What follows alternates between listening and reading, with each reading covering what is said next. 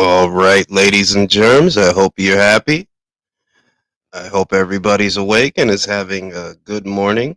Hope everybody's had their morning coffee. We got Rotisserie Ramirez in the ring right now with Shimizu.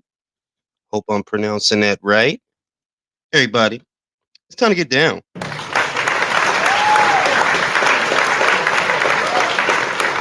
Took me about, I'm gonna say, I've been up for about, think about a half an hour. Got the coffee. I literally set everything up the night before so that I wouldn't have to set up anything in the morning. You know what I mean? Yeah, yo. So, looks like Robisi Ramirez is performing well. Mark Kriegel has him winning every single round, which is not surprising. This is his first defense of the WBO title, I believe it is. Olympic amateur standout turned professional, Rotisserie Ramirez.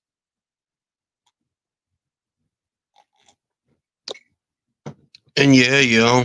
Um, what I see is there's been a lot of hostility in the buildup of this week. There's been a lot of arguing and all of that. I've been noticing that on social media, like this influx of very disgruntled individuals. And I can only deduce that this has something to do with Spence versus Crawford, this being Spence versus Crawford fight week, that you got a lot of guys that they feeling angsty, they got anxiety and all of that, so they need an outlet for that, and they think that, oh, I'm supposed to sit on Twitter arguing about their feelings and all of that. I ain't finna do that. I don't care how you feel about that fight. I don't care how you feel about any fight. I don't care how you. Oh, god damn, bro. Ramirez scored a knockdown, and this man nose is busted. It is busted. Wrap him up early, Rotisserie. Let's get it. Let's go. Let's get it. Oh, he stopped. Ramirez scores a fifth round knockout. Fifth round referee stoppage. Taking too much punishment without responding. His nose is busted. He scored a knockdown. Rotisserie Ramirez. Recoñazo, coño. Ismael Salas. La finca. Casa del boxeo. Pa' que lo sepa, hijo de tu maldita madre, coño. Rotisserie Ramirez, great corner. Ishmael Salas, one of the best trainers in the sport, doesn't have the profile of, say, Robert Garcia or Derek James, but I file him in the same file as Mark Ramsey, one of the more underrated, less talked about trainers in the sport. He's one of the best. Shout out to my man Dennis with the super duper chat. Toward the coffee fund, not the beer fund. Inoue in the seventh. Now, those of you already know, I've already made my pick. I decided to go conservative. I decided to go with Naoya Inoue on points on the premise that Inoue's not that prolific a puncher. He only throws one or two punches at a time. There's a legitimate argument that Stephen Fulton is not only the biggest fighter that he's ever fought in terms of size, but also one of the more durable ones. This is an unbeaten fighter that doesn't yet know how to be beat, doesn't know how to lose. He's a trickier target. He can make himself a tricky target, taking a half step back, slipping, rolling, riding, parrying punches. So I figure that I do like Inoue to beat him. He can be pressured. He was pressured by Arnold Kagai. He was pressured by Brandon Figueroa. And I believe that Inoue will apply pressure on him, not necessarily in terms of volume, but in terms of presence, just staying with him, staying on him, baiting a response, baiting him to throw, then countering what he throws. I talked about it in my last video, how Arnold Kagai, he was getting off overhand rights. He was countering Stephen Fulton's jab with the overhand right over the top, landing on the temple, just above the eye, right around here or whatever. And how if Arnold Kagai can do that, perhaps Inoue can do one better because Inoue is a sharper puncher than Arnold Kagai. He's not as straightforward. Inoue is faster, sharper, and I believe stronger. That while It's debatable whether or not all of Naoya Inoue's power would carry up to super bantamweight because he's young and because of his build, because of his frame. I figured some of that power is going to translate, some of it is going to carry, and he'll feel stronger not having to cut down to 118. Shout out to my man Drewski in the building. Some Japanese yen for the sake and beer money. The arena is packed, and I'm live reporting as Ring IQ correspondents. For those of you that don't know, we got boots on the ground in Japan. Got my man Drewski in the Ariake arena getting down with the get down. You know what I'm saying? So I do have Inoue on points. I got him on points, but I don't rule out a knockout. A knockout is possible. It is possible. I just decided to go conservative. You know, one thing that I don't see a lot of people saying is that Stefan hasn't fought in over a year. It's actually been over a year since the Ronnie Rios fight. In order to control the distance at which the fight is being fought, you're going to need to be sharp. You're going to need your timing to be on point. And after a year layoff, it's questionable how on point that's going to be, as well as how good did you make the weight? Because you can make the weight, but did you make it match fit to where you're ready to perform and you're sharp and you're firing on all cylinders? I never find it encouraging when a fighter has sat out for 12 months or more, because then you start to collect ring rust. That could affect your timing. That could also affect your cardio. You might feel all right, maybe the first couple of rounds, but you might start to fade in the middle, you know? So these are things that made me lean towards Inoue to win the fight, possibly by way of a points decision. I don't rule out a knockout. I don't even rule out a knockdown. There could be several knockdowns off of body shots or body shots or overhand rights, because those look like punches that Stefan is susceptible to. So I don't rule out a knockout, but I decided to go conservative. I will say that if he knew he can go up there and stop this guy, that would be thoroughly impressive, you know, because obviously Stefan's never been stopped. We can see he's a naturally bigger fighter than Naoya Inoue, an unbeaten fighter in his prime, at the height of his popularity, at the peak of his powers. What's dominated the conversation the last couple of days is the entire hand wrap issue. Some people posted that Stephen Jackson, former basketball player turned entree gangster, he was in Inoue's comments talking about, oh, you got to cheat, and we don't respect that. The first thing I'm going to say is, who is we, and how arrogant are you to think that Inoue needs your respect? There's a very vocal substrata in the sport of boxing, a minority within a minority of the boxing fans, the boxing community at large, that they seem to think that they have all this influence, or that what they think matters so fucking much. Let me tell you something, bro. Nothing against Stephen Fulton, but if what you thought fucking mattered, he wouldn't have had to go to Japan. He knew he would have came to him. What you think doesn't fucking matter. Shit is pathetic. It's ridiculous. I don't. There's no other way for me to put it, that this little itty bitty group of very obnoxious guys, they really think the shit they say matters. Brody, if what you thought mattered, Inoue would have to come to Fulton. The reason that Fulton got to go to Inoue is because what you think doesn't fucking matter. If you spent more time paying for fights instead of stealing them, if you spent more time supporting the sport of boxing instead of online, perhaps Fulton wouldn't have had to go to Japan. Shit. It's neither here nor there. Not just boxing, but in life. Yeah, it's crazy. I've been getting comments from a lot of these bozos the last week or so, and I'm like, I don't know why they're so obsessed with the opinions of people that they claim they don't respect, but they seem to follow religiously. The boxing takes of people that they think don't know what they're talking about. If I think a guy does not know what he's talking about, I'm not going to periodically follow his Facebook, his Twitter, his Instagram, or is YouTube. Common sense. If you think the guy doesn't know what he's talking about, why would you want to hear him talking? And I periodically get the same people always arguing in my comments. And I always wonder, bro, you got to be following my page. You would have to be, because I keep seeing you in my comments. I keep seeing you. And it's not by accident, it's by design, you know, because they want to argue. They want to argue about Inoue versus Fulton. They want to argue about Spence versus Crawford. Nobody wants to argue with you because nobody cares what you think about those fights. Moreover, nobody cares what you think. Argue with yourself. You obviously want an audience. Start a channel, upload some videos, and see who gives a damn. Because I don't.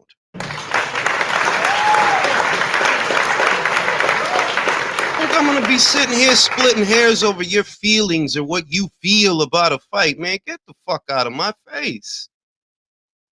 Fucking losers. Shout out to Real Talk Boxing, my man Smokey in the building. Sting from, shout out to my man Stinger from above, JKE in the building, Awab in the building, Kahinde in the building. Shout out to Japan. Yeah, that dude is a clown, bro. That man is like 50 years old. Like at first, I nurtured his interest in the sport because I don't think there's anything wrong with liking the sport enough that, yeah, you'd like to get involved and you'd like to work in it. But now you're at a point where you're accusing someone of cheating where they're not cheating. And you're not 20 years old or even 30 years old. You're 50 years old. You can literally read a 2-minute article to dispel any misapprehensions you have about whether or not Inoue is cheating. Stacking your raps, not that Inoue is stacking them, but stacking your raps is not cheating. It's not cheating in Las Vegas, and it's not cheating in Japan. So let's get that right out the way, that that's not illegal. You can do that. But in order to accommodate Team Fulton, which I talked about in my previous video, they decided to put the gauze. They put the gauze against the skin instead of the tape. That's what, you know. So there should be no problems. That there is no stacking.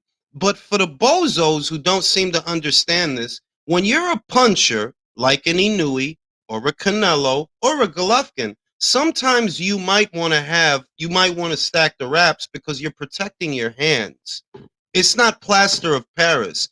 And I noticed that a lot of people are honestly that stupid that they don't understand that, well, the guy hits hard and he knows he hits hard. He doesn't want his hands to end up like Floyd's hands ended up, to where you have to inject silocaine into them to numb them before a fight. So they stack the wraps to protect the hands. That's what that is. But you can't talk to a lot of these people, and that's why I don't bother. I'm not gonna hold your hand because you slow or because you dumb. That don't mean everybody gotta sit here holding your hand through everything, bro. You stupid and you shouldn't be around people. You should not be allowed to talk to people. All your social media should be disabled. You should only get the text whoever you know in your immediate family in your day-to-day comings and goings. You should not be allowed to interact with strangers. Because if you that fucking stupid that you can't read a couple of 2-minute articles to educate yourself on this, why are you even talking about it? The reason you would stack the wraps is to protect your money makers, you fucking idiots.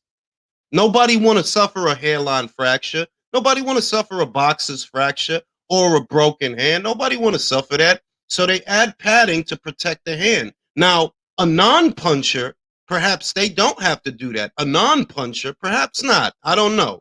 But a guy who knows that he hits hard, that he cracks real hard, yeah, he's going to want to protect his hands. He doesn't want to break them. These dudes is too dumb to talk to, man. You know, I saw it. I was tagged to a post that showed he was like, "Oh, you gotta cheat. We don't respect you." Yo, who is we, fam? Who is we? That's the first thing I'm gonna say. Now I'm playing dumb because I know who we is. But who is we? And how arrogant are you to think that that kid needs your respect when he getting money without your respect? He's the A side without your respect. That's why the fight's not in America because he's the A side. Fights in Japan because he's the A side and he's the A side without your respect. What makes you think he needs it? You need to focus on supporting the guys that you like because they the ones that need it. I seen all the crying and complaining that, oh, he shouldn't have had to go over there. He shouldn't have had to travel. Why not?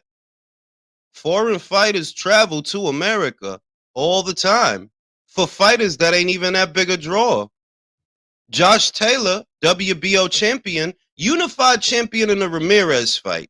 He had to come to America to fight Jose Ramirez. Jose ain't that big a draw over here.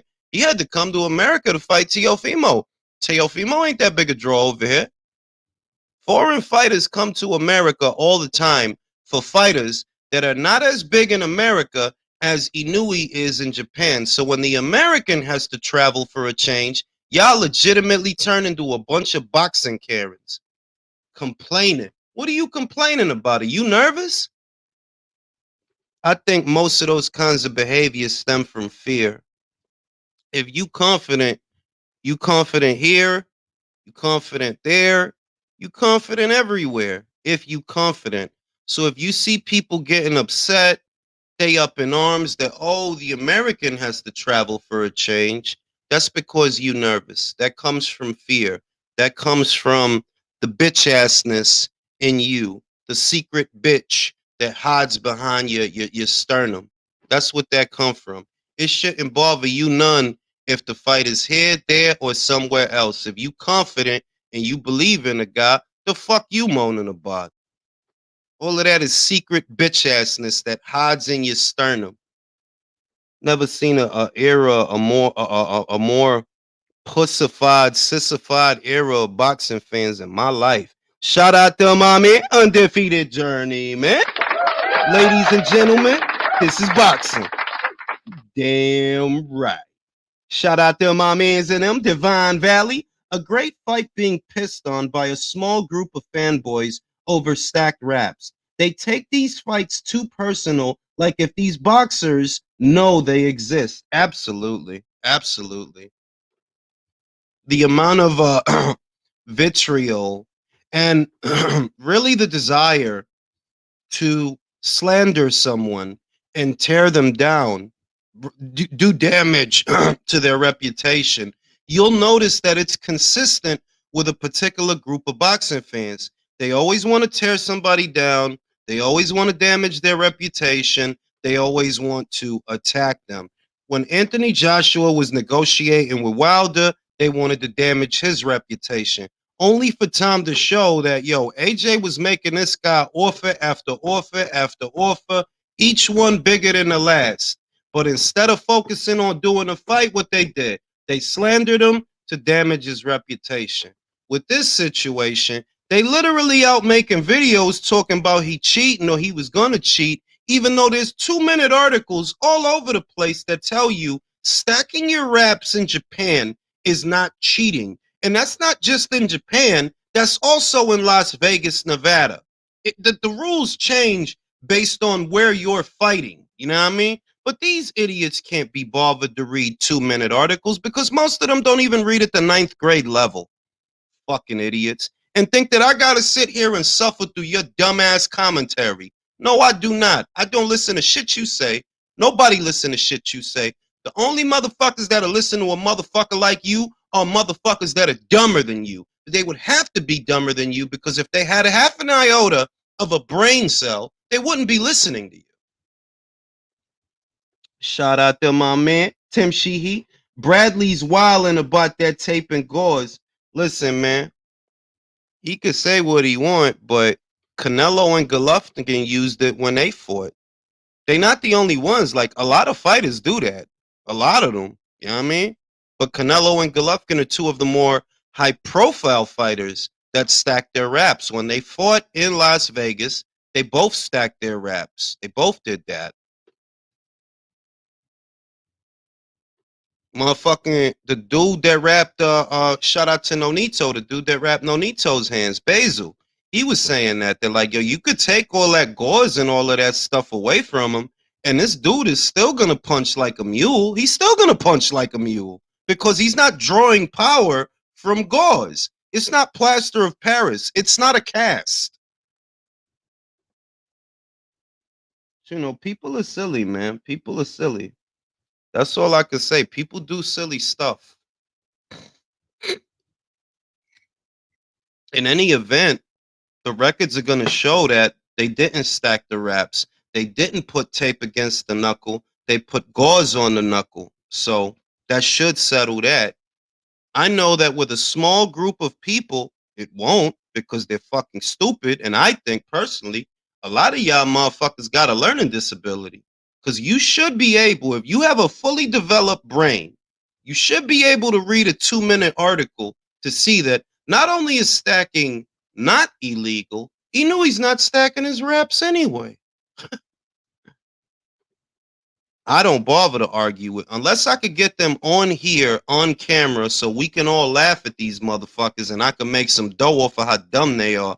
Unless it's that, I don't waste time on people like that. They not gonna learn nothing. You can't teach a stupid motherfucker nothing.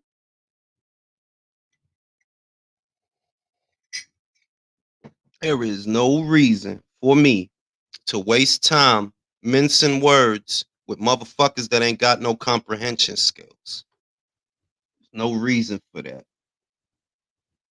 Is it true that when you stack the wrap, it hardens like a cast? No, that's false. It's actually false. What that refers to is what Antonio Margarito used in the Shane Mosley fight. He used a substance called plaster of Paris that when it combines with the sweat of the fighter, as the fighter sweats, the substance hardens around the fighter's hand, and that becomes like a cast. That's what that is. We in the UK have been traveling to the United States for decades with no complaints. The way the US speaks about enemy territory is nuts. Absolutely. Absolutely. For how many years did you see Brits come to America? Irishmen come to America, Australians, people from all around the world, fighters, some champions have come to America. And the second that an American has to travel, that the shoe is on the other foot, they literally turn into a Karen. You making us all look like a bunch of bitches over here, man. Get it on. The fuck? Respect for the early morning live, Jay. We got ourselves a big fight and a big week for boxing. Absolutely, my guy. Appreciate y'all watching this fight with me on this early Tuesday morning. I think it's Tuesday. Is it Tuesday? I don't even know, bro. Whatever it is, we out here. You know what I mean? Americans are entitled. How many times do you hear me say that? That yeah, Americans is entitled because even when a fighter is worth more money than the American fighter, that they generate more money, you will notice that there are many Americans that they can't accept it. They refuse to accept it. That this fighter has more drawing power in their country than you do in yours. They get mad at that. I used to say that about AJ all the time. And in many ways, it's still true that AJ was drawing in 2017, 2018, 2019, 2020, so on and so forth. AJ was a bigger draw by himself in the United Kingdom than Wilder was in America. That without Tyson Fury, Wilder don't really draw like that. He needs Tyson Fury to draw. And Tyson needs him. It's not one way, but he needs him to draw and he needs him to sell pay-per-views. Whereas AJ by himself, he get money by himself without a big name. He get money by himself. And I had a lot of American guys, they getting mad. That's not true. America's the Mecca. Well, look, America could be the Mecca of whatever, bro. What I know is when Wilder fight, it generate this. When AJ fight, it generate that. AJ's on the Forbes list. Wilder is not. All right? It's a reason for all of that. If you want to be obtuse by yourself. You silly. Like, these motherfuckers are so silly. What's even stranger is when you try to separate yourself from those conversations, because many of them are very infantile. I'm 40. I don't got time to be dealing with like adults that act like kids or adults that behave like they still in high school. I don't got time for that.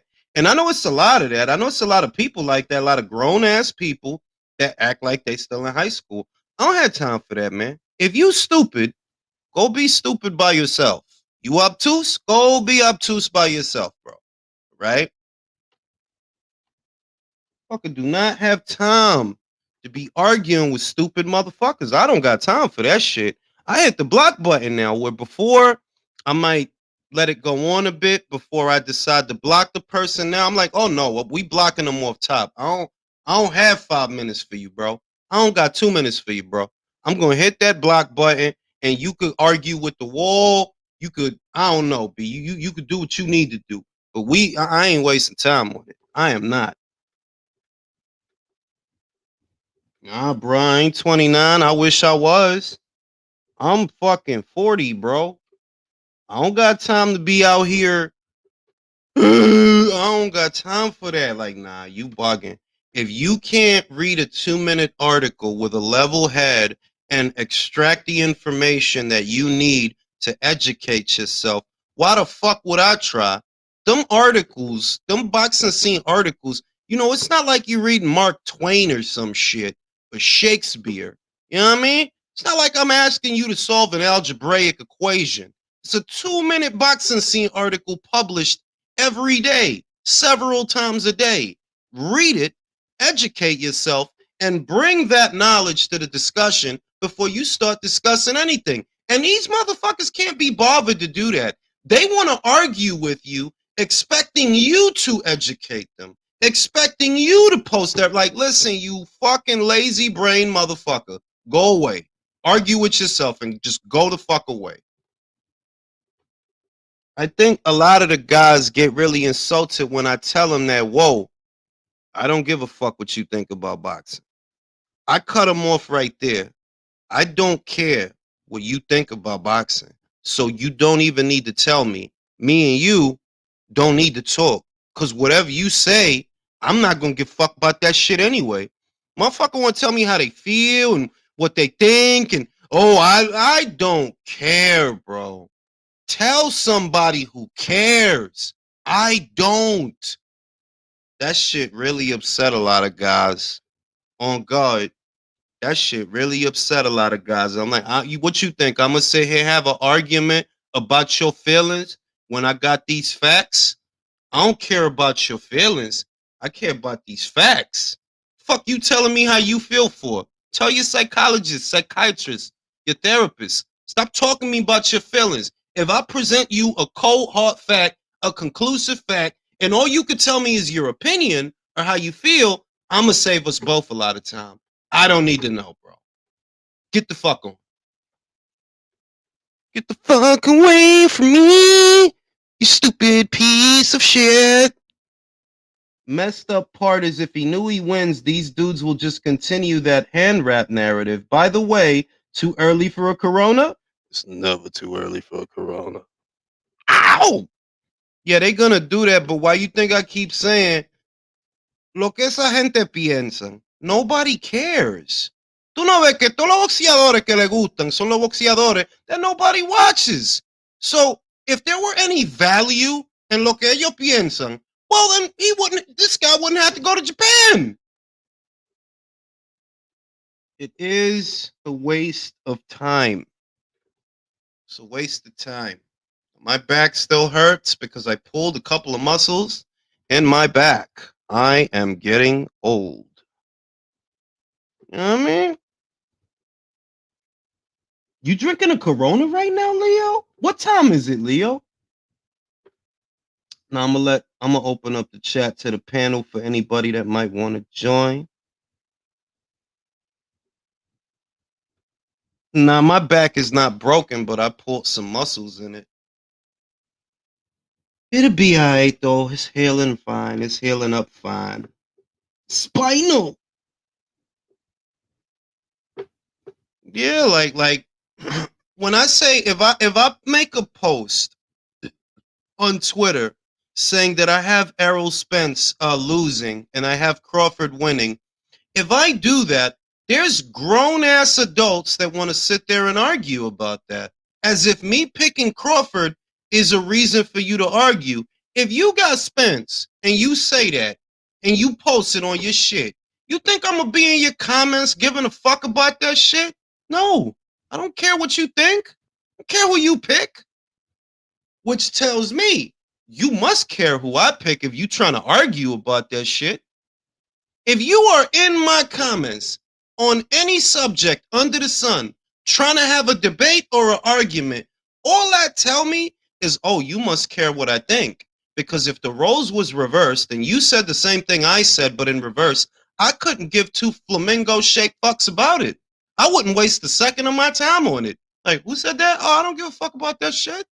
Give a fuck about you, motherfucker.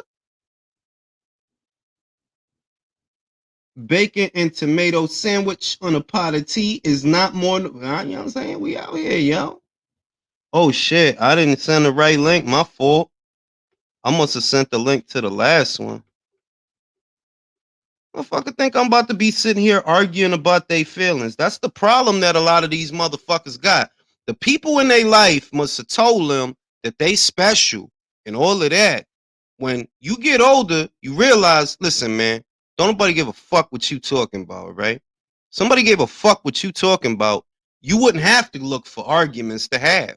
You wouldn't have to go to somebody else's page for traffic if somebody gave a fuck what you talking about. Shout out to my man Devontae. In the building.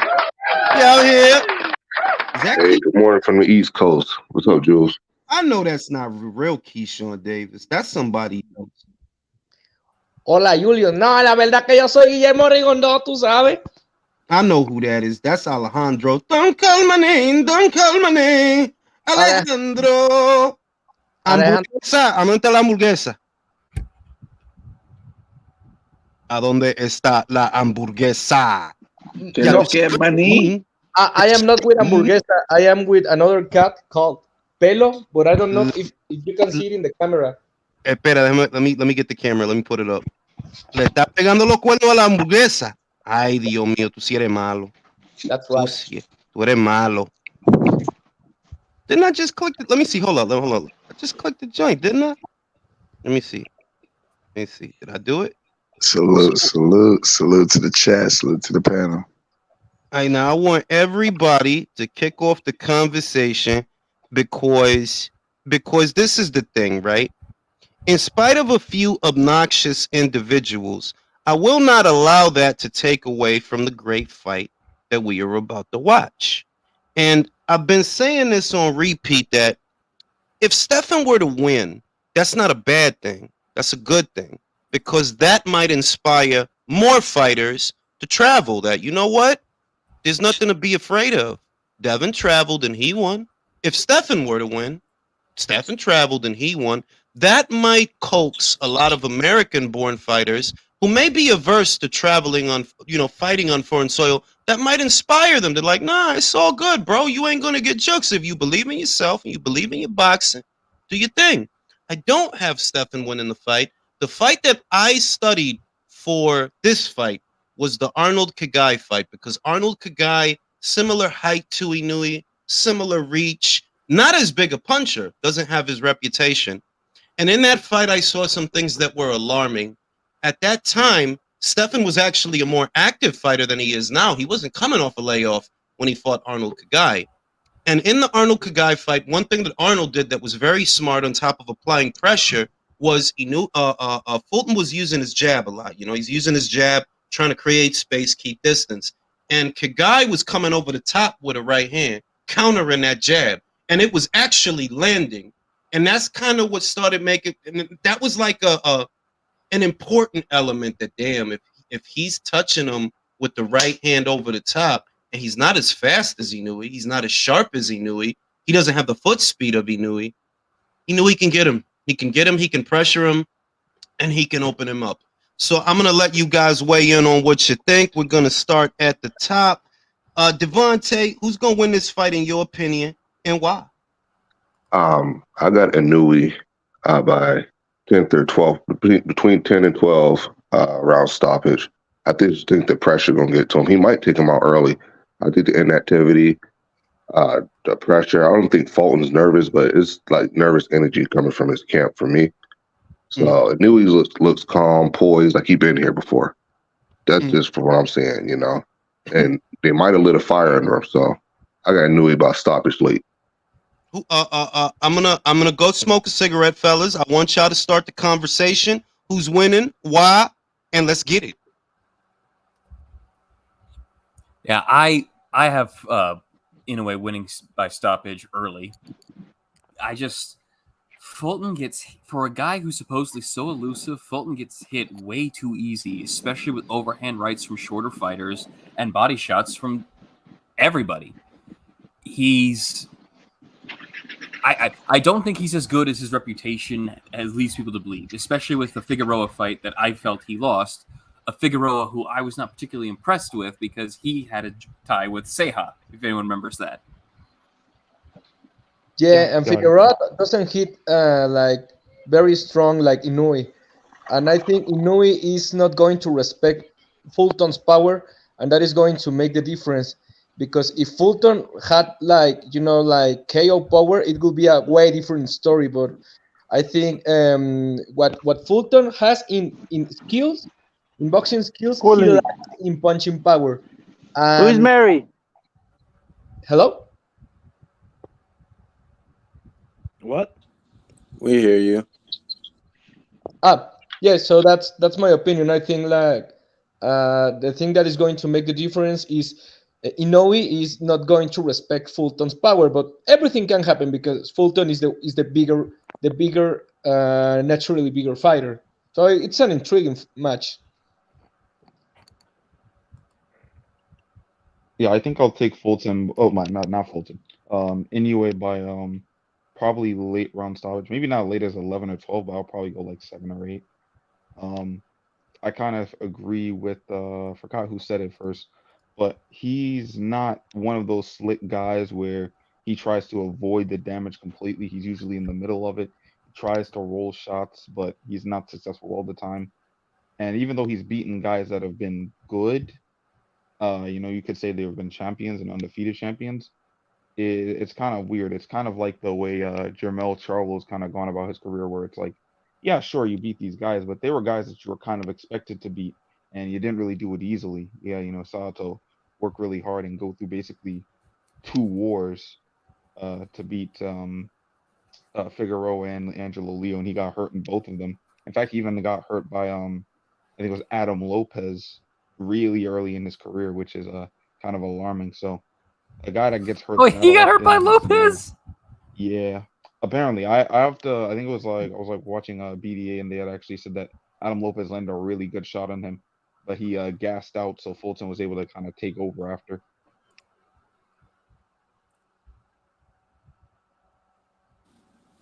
I think I definitely have Inoue winning. At first I thought it would be probably decision Inoue.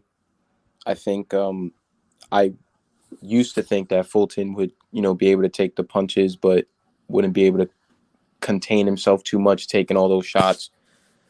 But then after the whole wrap stacking incident, I saw a video on Twitter that Inoue is wrapping his hands the way his Fulton's team requested. So I'm like, hey, you giving him, if he was stacking, you taking away some of that, his knuckle is closer to the glove. So, I think, you just made it a little bit worse for yourself. So I believe maybe late round stoppage for sure. I think the power would be too much for Fulton.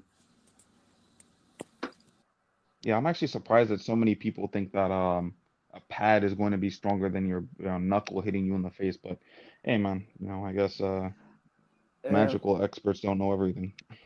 I think in that regard, this this shit about Fulton accusing Inoue of stacking stacking the gloves.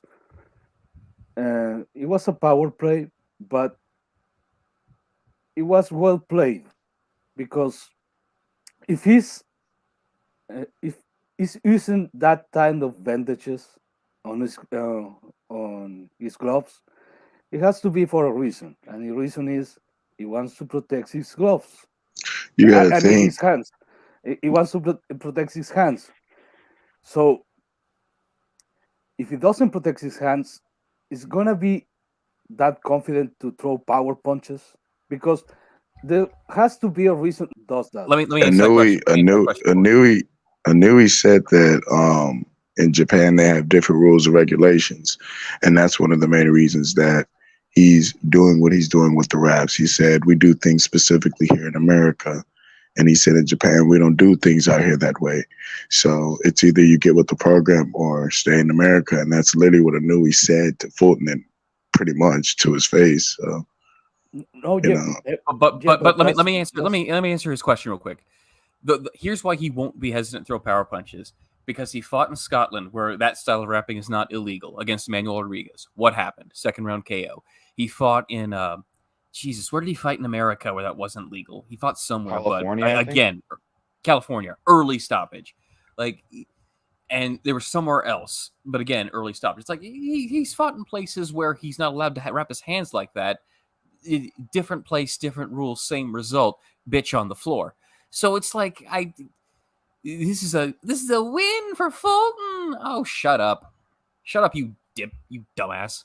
I would say what's it called? One thing that he does do though, if you look at the Emmanuel Rodriguez fight, and he wasn't allowed to wrap his hands like that. He had more of a concentrated attack to the that's a body great example in because he fight, by didn't the want to way. actually because he didn't want to actually like throw to the head that much, probably because he knew that his hands might break. So you probably could expect more body shots from Inoue in this fight. If the hands being that, if his hands were like that kind of I guess I don't want to say brittle. I guess if his power causes his hands to break that much. Well, good thing Fulton doesn't get hit with the body all that much. Oh wait, For a pure boxer in Fulton, his jab kind of sucks for me personally. I think everything you think? everything he does else is good. Just his jab is just not it for me. You can I think time. Inoue is just the overall better fighter. Come today, I think Inoue is going to actually stop Fulton. I don't think this fight's going 12. Me neither. You could time his jab with overhand right all the time. Bro, can I ask you? Let me just ask a question. Why is it always you see if it's a black fighter fighting? Why is always you don't see this with any other races, Yeah, but I you don't only see it with either. them? Why is race always in play, bro? Why? Why? That's Here, the I can question. answer. I can answer that question. I can answer that question. The reason that plays a part is because predominantly black fighters have dominated all sports, and when you have fighters of this caliber like Inoue, fighters like Alexander Usyk, fighters like Vasily Lomachenko, fighters like Juan Marquez and Manny Pacquiao that come up and they put a stamp and they put a dent in the sport that messes with a lot of people's pride. You see, with me, it's not about skin color. It's about the foundation, the science, the mind, the IQ, the intellect, the knowledge, the blood and the sweat and the tears these guys put in the ring and they put in training camp, because that shows during fight night. A lot of these guys that are predominantly black, most of them just want to protect their O's. But then you got guys like Errol Spence and Terrence Crawford who are fighting for legacy. You know what I mean? So to me, it's predominantly just about protection of the O, man. I would say this, that, for example, I had an argument, a brief back and forth. I had a brief back and forth with a Chris Van Heerden looking guy. Y'all know Chris Van Heerden, right? Yeah. Got the Drew, who's in the building. Drew in the building. Let me put this up. And I talked about how at the time that Canelo fought Callum Smith, Callum was ranked number 1 in the divisional rank standings. And for some reason, this guy did not want to accept that there are rank standings that rank champions, that there are divisional rankings like Ring Magazine, TBRB, BoxRec, ESPN, there are divisional rankings that they rank champions. And, it became clear to me very early that he's not going to listen to anything I say. So I'm like, well, all right, then I'm just going to block this fucking idiot. I'm fucking 40, bro. I don't have time for stupid people. I don't know who does, but I know I don't. If you don't You look understand, 20. I'm fucking 40 out here, bro. The thing is, I'm Kryptonian, so I do age slower than a normal human. And I don't have time to be holding no grown-ass man's hand when it comes to that's some simple shit. Yes, there are divisional rankings like Ring Magazine that they rank champions. That if you have 4 champions, Ring Magazine will rank them in the order of okay, well, who's more accomplished and who has the better resume. There are plenty of rankings like this. And earlier today, this Chris Van Heerden looking guy, it's like from Pretoria or wherever the fuck he's from. Like, bro, you need me to explain to you that there are divisional rankings? That the alphabets are not the only ones that rank fighters, that there are divisional rankings that rank everyone, because not every fighter you find in the ABC rankings, not every fighter is in every ranking. You know what I mean? Some guys might just be in the WBA. Some guys might just be in the WBO. They might not be across the board. So for those situations, there's a more condensed version of the rankings that ranks not just the contenders, but also the champions, establishing that pecking order and that hierarchy. And you got guys at 30, they're 40, they're 50, and you expect me to hold your hand and explain that shit to you, bro? If I have to, I shouldn't even be talking to you. Shit is childish. They don't realize that it's pay to play with those ABC alphabet organizations. That's the other thing. They don't understand that you have to pay a sanctioning fee just to achieve a rank. And then once you achieve a rank, based on whether they like you or not, right? Because that's what it really is.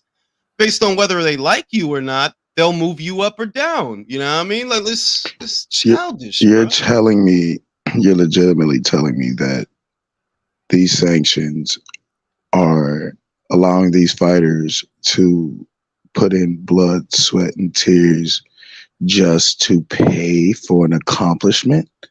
Literally. If you want to, God. Yo, literally. If let's say you're a fighter, right? Let's say you're a fighter, right? And you would like to fight for, let's say, the green belt. You want to fight for the WBC title. What you're going to do is you're going to pay them.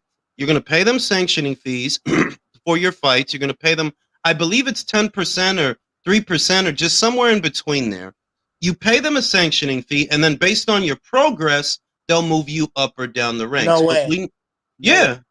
That's literally how it goes. Dude, that is so not fair to these fighters. No, I'll tell you this. This is where it's not fair. Having to pay a sanctioning fee to be recognized by an organization is tantamount to a registration fee. That, okay, we'll sanction your fights and we'll rank you so long as you pay us the fee. Where it's wrong is that you'll give them the sanctioning fee, but they'll drag their feet to give you your title shot. That's where it becomes unethical, that you're paying these people, and it's not just you, it's everybody in those ranks. So when you see a situation like Tyson Fury, for example, where you have a top 15, a top 20, every single one of these guys that you rank is literally paying you, and you're allowing him to not defend the title at all, that this entire calendar year, that title is not in circulation for any boxer. You're letting him. They literally held out on crowning a new mandatory challenger because Wilder and Ruiz did not come to an agreement. Now, what you're supposed to do in that situation is, okay, well, you're the top 2 guys. And if you couldn't reach a deal, what we then should do is move down the ranks. Let's go to the next 2 guys and the next 2 guys until we find 2 guys that are willing to fight for mandatory status. They decided not to do that. They decided if the winner of Wilder versus Ruiz can't be the mandatory, then there shall be no mandatory. That's pure chicanery. That's the definition of chicanery, that you're manipulating the ranks. You manipulate everything. You have 15, 20 ranked fighters. Why should the mandatory only be decided between those 2? If they haven't reached the deal, move on. There are other people that are paying you. But Mauricio, he's a fucking snake. He's a slippery guy. He's a snake. And No, there are a lot. Jules, he's not a snake. He's worth $40 million despite having no business outside of being the president of the WBC. How dare you call him a snake? Despite him saying that the WBC is a non-profit organization, like, bro, you seriously? Then what do you do with all those sanctioning fees? Because you're literally getting a lot of money from a lot of fighters in what, 16, 17 divisions? 18, I think it is now because of Bridgerweight. Like, bruh, it's ridiculous. Now, Alfred Young says, I thought it was a psych move because B-Hop had Trinidad wrap his hands differently. Fanboys run with this crap. They do. And I don't want to see, I separated Stefan from what his trainer was doing because I just didn't get the sense that Stefan was afraid. His trainer looks afraid. The fans look afraid. But when I looked at Stefan, I'm like, he doesn't look nervous. I don't really think this is him doing that. I think it's his trainer that you nervous. He's not, because I didn't forget how we got here. Stefan could have did the bitch move and fought Figueroa again. He could have did that. He beat him before. He could have did that. The rumor I was told was, no, he demanded to go through with this fight. He wanted to fight. He could have walked away. So I separated him from the bitch assness of his trainer. They're like, nah, I don't think Stefan is scared. I think his team is. I don't think he is. And when you see him at the weigh-in, I don't see a nervous fighter. That doesn't mean I agree with that 100%. I agree with that 100%. I don't see a nervous fighter. He looked ready. He looks like he wants to be here. He doesn't look taken aback at all. When his trainer said that, oh, we'll walk away, I immediately looked over at his reaction, and he was like, walk away? What are you talking about? You know what I mean? So I don't like, yeah, there's fighters that I think are nervous. Like, I think Benavidez is nervous of Morrell. That doesn't necessarily mean he's going to lose or win, but that is a fight that I do not think David, not just his father, not just his promoter, I don't think David wants that fight. So there are instances where, yeah, I look at the fighter and they acting kind of scary, moving kind of scary. This is not one of those instances. I don't think Stefan is afraid of Inoue. I think his trainer is afraid of Inoue. That's what I think. That's what I got. Julius, if we are going to rephrase that statement, don't you think this is just his trainer doing his job, trying to give his fighter every conceivable advantage? In this case, yes and no, because see, the fans can be ignorant. The fans can. There are going to be elements of this sport that fans don't understand. A trainer, however, bro, you're not dumb. You know why he's stacking those wraps, because he hits hard. He has to protect his hands. Did everybody forget that he knew he's coming off an injury? He's coming off a hand injury.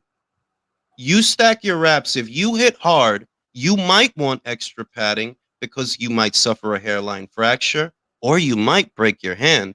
That's a problem that punchers usually have. Remember when Floyd was a puncher at 135, around there, 130, 135? Eventually, he had to start using silocaine in Las Vegas. Floyd's silocaine is kind of equivalent to this, that in Las Vegas, Nevada, which I always argued, Floyd's not cheating. Why? Because silocaine is not illegal in Las Vegas. If we were in some other state, well, I could see. But in Las Vegas, Nevada, silocaine is legal. So he's not breaking any rules. The same applies to stacking your wraps. In Las Vegas, Nevada, or Japan, stacking is legal. You can do that. There are no rules broken. Those are not illegal hand wraps. Maybe if you were in New York, yeah, then they're illegal. But fight's not in New York, right? Right. So what are we talking about? Hey, Jules, I was gonna mention something earlier. I heard Fulton's trainer threatened to pull out or whatever. I was actually wondering, would he even been really able to do that? Because it would have been Not over without no not, just not without cause. sacrificing the contract WBO signed. title. The Yeah, contract not, signed.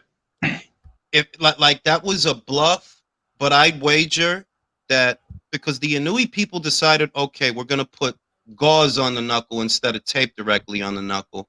No excuses, because that's how they roll. That's how they roll. That's how they get like, all right, bro. You worried about a little bit of tape on? You worried about a little bit of tape on my knuckle? I got you.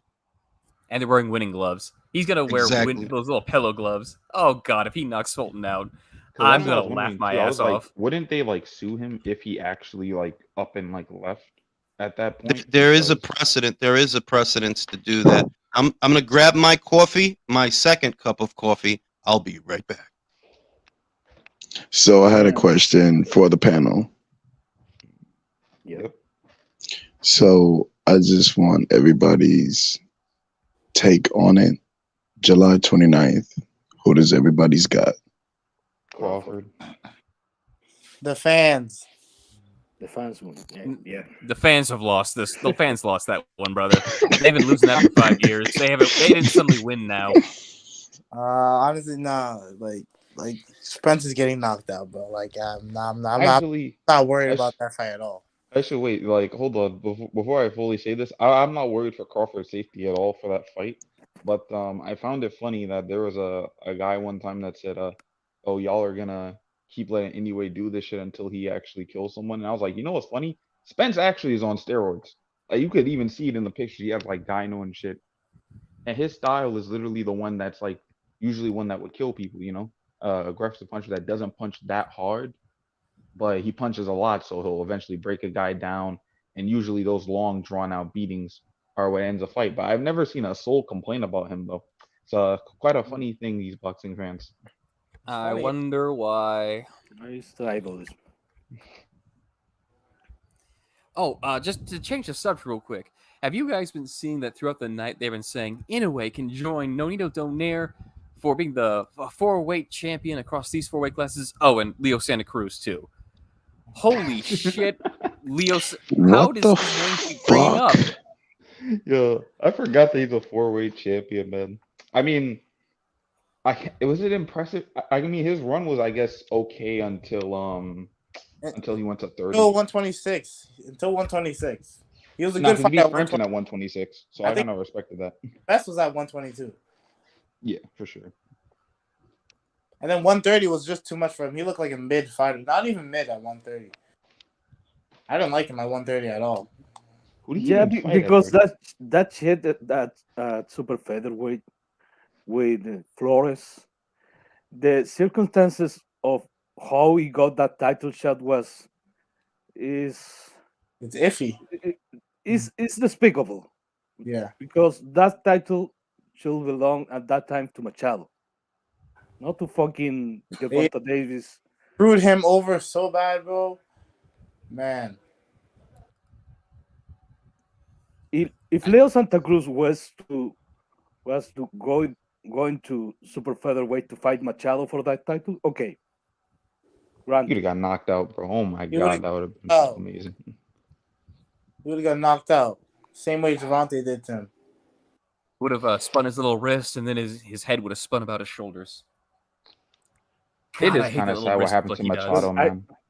I understand the 4 belts system, but the WBC and Makes the one of us. WBA the WBC and the WBA they are jokes. They cannot be described. They're all jokes. They're all jokes. The IBF has a 10-pound hydration clause from the weigh-in. Okay, that makes sense in and of itself. But in unification fights, goes out the window. Well, then what's the point? What's the goddamn point? And then the WBO, we're Bob's organization. If you ain't top rank, you ain't getting in. They're all jokes. No, I will say the WBO, they do that. They do favor Bob. You know what Bob ordered. You know that is his sanctioning body. But for the rest of it, they do their job pretty good. They're fair. They're fair. Okay, And but to be fair, they have given belts just- to PBC and Matchroom fighters before, so I can't specifically say that they don't ever. It's only top rank guys. Integrity, I would say.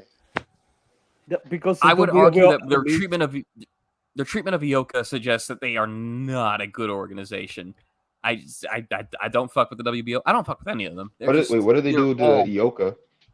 With Ioka, every time he wanted to do any kind of unification fight or voluntary title defense, they would go, no, you have a mandatory. No, you have a mandatory. No, the guy coming up from the lower weight class, he's our new mandatory, even though it's technically not a mandatory. That's why Ioka never fought Chocolatito, never fought the Rooster, never fought the Rat King, never fought any of them, because he was too busy having to do all these goddamn mandatories from the WBO. It's supposed to be every 18 months you have a mandatory. No, that's not for Ioka. Oh yeah, and they did Like to what? Andre too. I think they called the mandatory a bit sooner than they actually should have with Yanni Beck. Yeah, when with Yanni Beck? No, with Andrade. Oh, but yeah, shit, boys, yeah, Andrade, yeah. Oh, it is? It's No, starting. I'm probably gonna go mute because people are usually ahead of me. Yeah, we are out here. We out here. Go Jimmy Lennon early in the morning, but late at night in Japan. Shout out to my man Tim Sheehy. By the way, Jules, bless you for the early morning live. Here's some beer money. Appreciate you, bro. Everyone here has Inoue winning this fight. I think so. Yeah, probably. I have Fulton winning. Yeah, Fulton winning. Yeah. I like Leo because he's not afraid to be the 13th man. Not afraid to be. He's not afraid to be the. Somebody has to be. I do see a way for Fulton to win. The reason that I didn't go with that is because of the layoff. The way that I see Fulton winning, if he does win, is timing. If he can time Inoue's entry, throw a few combinations, then move, get out of there, and just keep doing that. Keep circling away when he steps into range, fluster him a little bit. That could throw Inoue off. The problem is that relies on timing, being able to time his entry. That also relies on your hands being faster than his, which I don't think is the situation. I don't think that's the case. I see Inoue possibly, and we'll see, there's no wrong answer until the fight is over.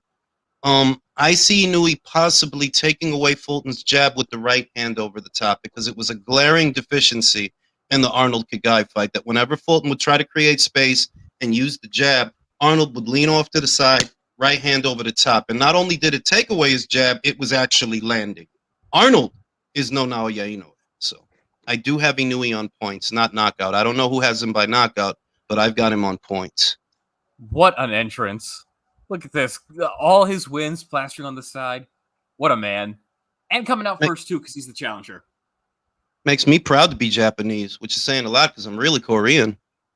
Shit. I'm pretty sure that's illegal to be proud to be Japanese if you're Korean. It might be, but here we are. No, I think in this fight, I think Inoue is going to have his moments. I think he's going to land clean. I think he's going to... It might hurt Fulton, but it's not going to look all right. He's not going to have a rhythm because Fulton is going to let him. He's going to keep it long, pause. And he's going to try to keep the fight in the outside. And this guy is big. Pause. Big guy. He can fight in the weigh-in, outside.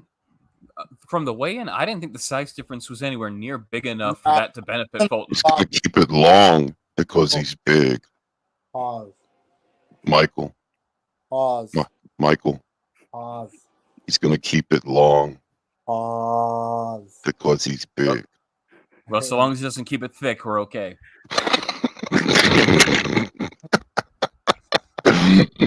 Shout out to Jack.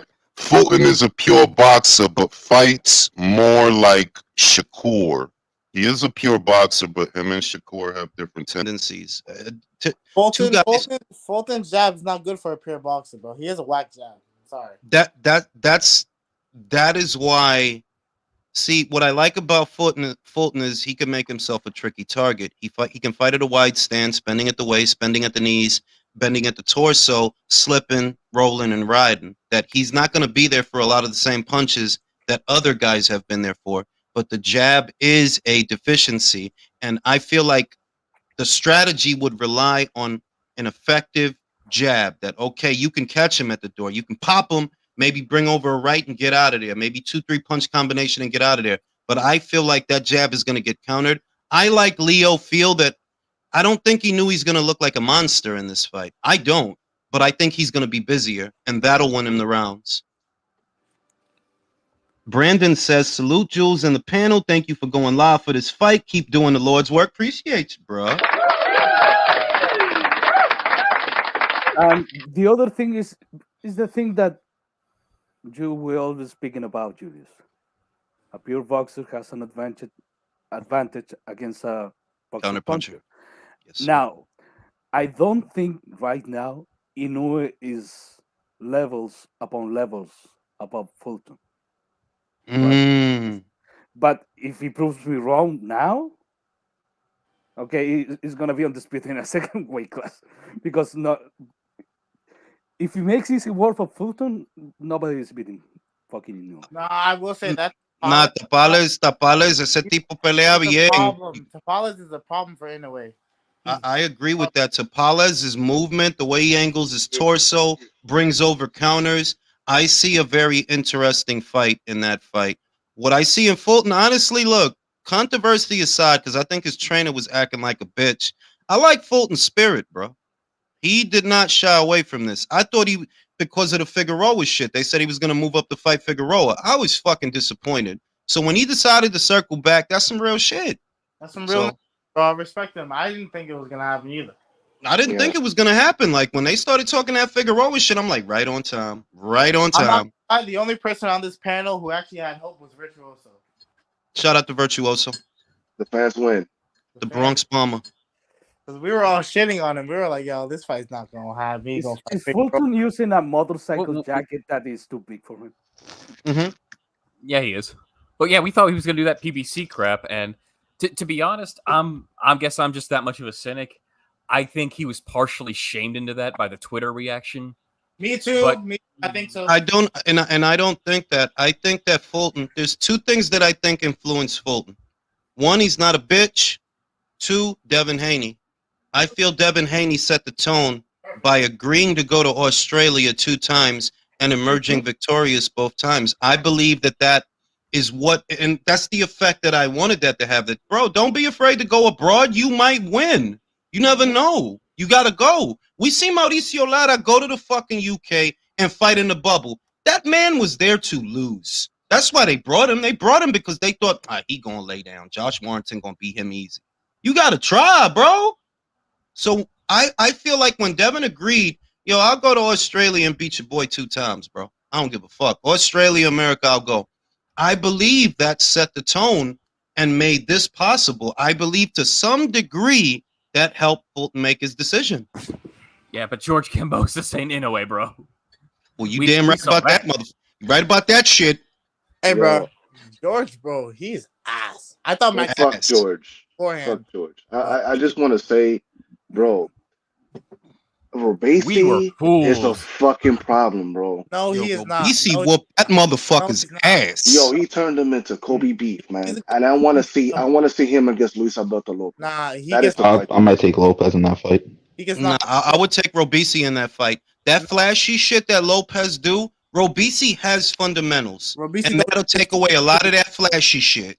He don't move his head at all, bro. Anytime Shimizu throws straight left, his head was always there to get hit every single time. Well, I'm saying it now. If bueno también, Luisito got to make it past Joet because you know that fight is made. Luis Lopez versus Joet Gonzalez, and you know Joel. It's like he's a tough guy. You know he not gonna lay down. He gonna make you fight. He'll lose, but he gonna make you fight. So we'll see how Luis Lopez holds up because you beat Mick Conlon, but Mick can't punch. Let's see what it do. The guys that he beat the shit out of, you know, Gabe Flores, the young guy who can't punch, Mick Conlon who can't punch. You know what I mean? Let's see what it do with somebody that got something in them knuckles. Joet can't punch either, though. What? He's active champion. I like that. I didn't say Joet could punch. I'm talking about motherfucking okay. Rotisserie Chicken Ramirez. I'm fucking excited, bro. I got them big fight jitters. Man, this is a good fucking fight, man. This is a way better fight than I tell you, bro. This is a way better Somewhere fight in than that shit audience that is a Chicano. Somewhere in that audience is our Chicano correspondent, Drewski. Yo, Drew, if you listening, bro, if you see that Fulton is getting hurt, record that shit for me, all right? Whoever's getting hurt, and if anybody look like they on the verge of getting knocked out, record that shit. I need that footage. He looks like he's sitting from a nice distance to zoom in. You know what I mean? And get laid, Drew. Get laid. Get you some Japanese action, bro. I'm fucking excited. But I will say this to Leo. I think speed is also a factor because even if a pure boxer can take away countering opportunities for a counter puncher, if the counter puncher has a bit of speed on that pure boxer, he can still get in. Speed is one of those things you either got it or you don't. I feel like Inoue will have it over Fulton because one, he's fought in the last 12 months, so he's a little sharper, and he's a smaller fighter moving up in weight. I don't think he's going to be slow or any of those things, obviously, because of his frame and his age. I think he's going to be all right, and I think the counters might be sweet. But once again, let's see. That's why we're here. We don't know. That's why we're here.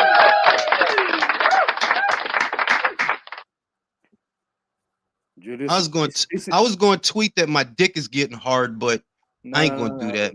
I'm not going to do that because people going to attack me. Like, you watch boxing with a hard dick? No, it would make sense. Morning wood. It's early in the morning. I had it. I did have it when I woke up, but it was because of some other shit. Yeah, I mean, I ain't going. I don't even hear about you and your wife. Here is 8 a.m. Is it a problem that I am not drinking a Corona right now? I mean, I don't think that's a problem. For a special fight like Leo, you got to, bro. Drink one. It's 5:07 in the morning for me, and I got a Jack Daniels. Wait a minute. It's 8 a.m. where you are, Leo. It's 8 a.m. where you are. I thought you was on. Where are you? Because it's fucking. It's 8 a.m. where you are too. Yeah. He's in. It's 8 a.m. in Chile. Yeah. They have the but same you on the West? How? I don't know. You don't know how time zones work. Jules, it's not like South America is right underneath, North America. It is kind of. But he's on the West Coast. Chile is on the West Coast, but the West Coast is actually the East Coast of the United States. If you actually look at the map. Yeah. What? Yeah. No, that Chile borders the Pacific Ocean. Yeah, that's true. But it's also aligned with the Eastern Standard Time Zone. Look at the map. Holy shit, virtuoso, everybody. Where in the world is Carmen San Diego? I'm old. Y'all not even gonna know where that reference is from. Nah, I really don't. Yeah, dog. It's to the east of Florida. I didn't even know that, bro. Oh my god. If that were the case, South America would be directly beneath North America. So that means me and Leo are time zone buddies. Time zones!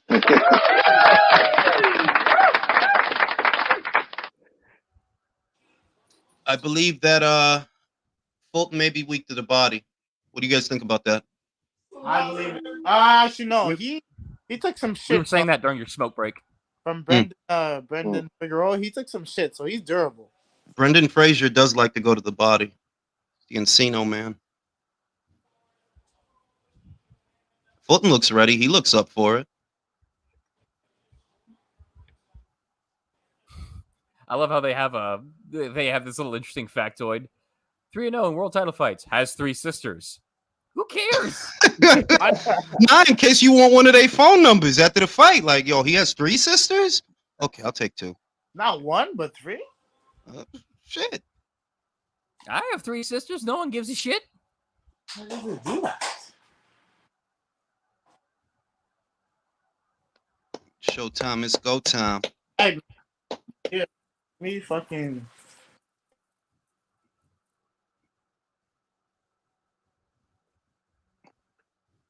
That's Inoue Father on the right for those that don't know. He designed the monster. Also his father. Best father-son duo in the game. Yeah, they go to Kuma. Which is why Bradley wants them separated immediately, because father-son pairings don't work. Well, it's not that they don't work. I mean, I definitely see the point that he raised. We can't use an exceptional fighter like an Inoue as the norm for all father and son duos, because if you look at the beating that Gabe Flores took, I think that was I think that who was the one that beat Luis Lopez?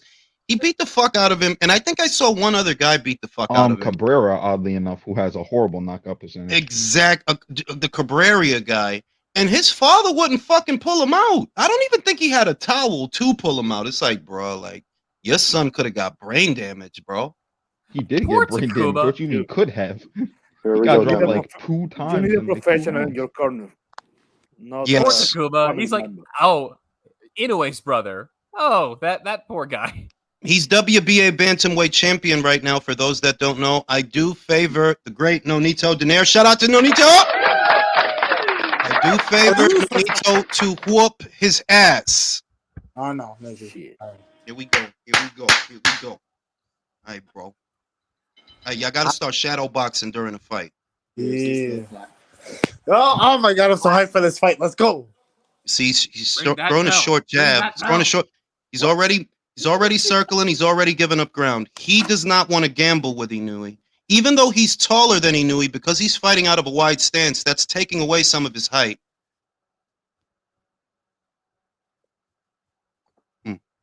Trying for the jab. He knew he's looking to counter that jab with the right. Little body shot there.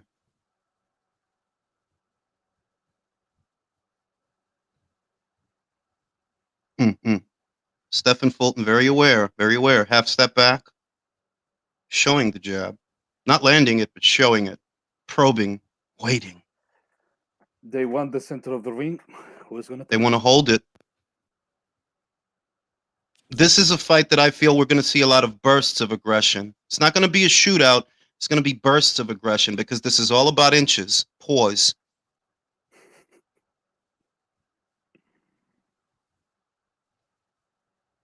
He's already forcing him into the ropes. You see that he's losing center of the ring. He's losing the... Yep, right, circling away. Good jab from Inoue. Good jab. Touched him with it. Another good jab. That one landed flush.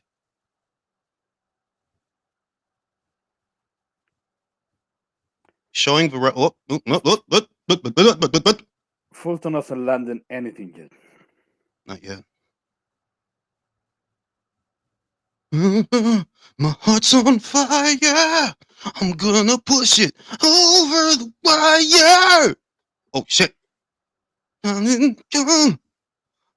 the battles already won. Inoue's winning this round easy. Yeah, he is. I saw him land at least 3 flush jabs. And he's looking the ring general. 3 flush jabs and at least 2 straights to the body. Two jabs to the body, stabs to the body. Like we were talking about Fulton's jab as if Inoue doesn't have a great jab, didn't have a great amateur career. You know, Inoue makes me proud to be Japanese, which is saying a lot because I'm actually another flush jab. Inoue is winning this round.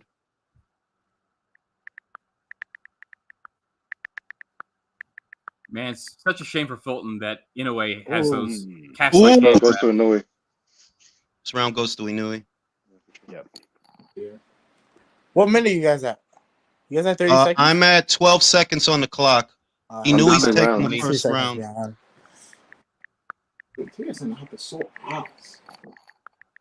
Jab hit him. First round in Inoue. I like what he's doing, how he's kind of chasing Fulton when he's trying to really disengage and he's not ready to punch. I like how when he's in the clinch, he fights. Like that tue. I don't really see a lot. He's punching in the clinch. It's really good. Gotta punch him in the clit. You gotta. Like I said, clit. Gotta punch him in the clit. Fulton does look a lot faster though, oddly enough. Yeah. Well, Fulton's team doesn't really have a dick, so they have to disagree. I think Fulton's speed, his foot speed is looking okay, but his reaction time is delayed. Oh no, that is delayed. I mean, like his hand speed, purely that. One thing I knew was gonna happen in this fight is you can always bait. You can bait Fulton into a firefight, bro. He doesn't stick to like other pure boxers, they're more disciplined, bro. They'll just grab and clinch, jab their way out or something. But Fulton, he's gonna stand right there and try to bang with you, but he has no power though. He has no power for that. Fire, I'm gonna push it over the wire. Oh, stop Nice, singing, bro. nice. It's too early for that shit. Nice right. Ooh, good jab. Nice Ooh, right. good right. I think Good right hand. I think it's hurt. Oh, it's shit. hurt. Yeah, it's Oh, hurt. shit. Leo. Over the wire. Time has come. I don't think he's hurt, but I think that power got his attention for sure. He's definitely respecting the power because he's circling away. He's felt it and he's retreating. So the power, I think the power carried. Mm-hmm. If it hadn't, he would have been stepping into his jab and trying more. No, it's hurt. Right. His legs are not there yet. Yeah, and I don't like that wide stance. Makes him inflexible. Ooh, oh! Already won! Taking hold of every moment. Y'all don't even know where that's from. That's for it. Virtuoso's my age, so he know. You notice Fulton's jab, bro? It's not doing nothing. He's not touching him with the jab or nothing. He's not doing nothing. Yo, I know he knew he ain't just showboat on him. I know he ain't just So yo, don't step on my toes, man. Don't scuff my shoes. Oh God! I just saw the showboat. Holy shit! People thought Fulton was gonna walk through Inoue. It's still early, bro. Don't jinx it, bro. Nah, Inoue's shitting on. He's showboating and all that. Nah, he's shitting on him. Fulton, you can't allow this, bro. This is embarrassing. I ain't gonna lie. It's only a second round. It's only a second round. Yo, listen. If Fulton lose, he's not a bad fighter. So let's not do that either. He's not. He's not a bad fighter. No. I did not mean that. If I implied that, I apologize. Not just you, bro. Just saying that Fulton is a good fighter. So he deserves his respect, and he should not be chastised if he loses. That's what I'm saying. That old man. That's active guard from Inoue. Stepping off the line and attacking. Oh, good jab.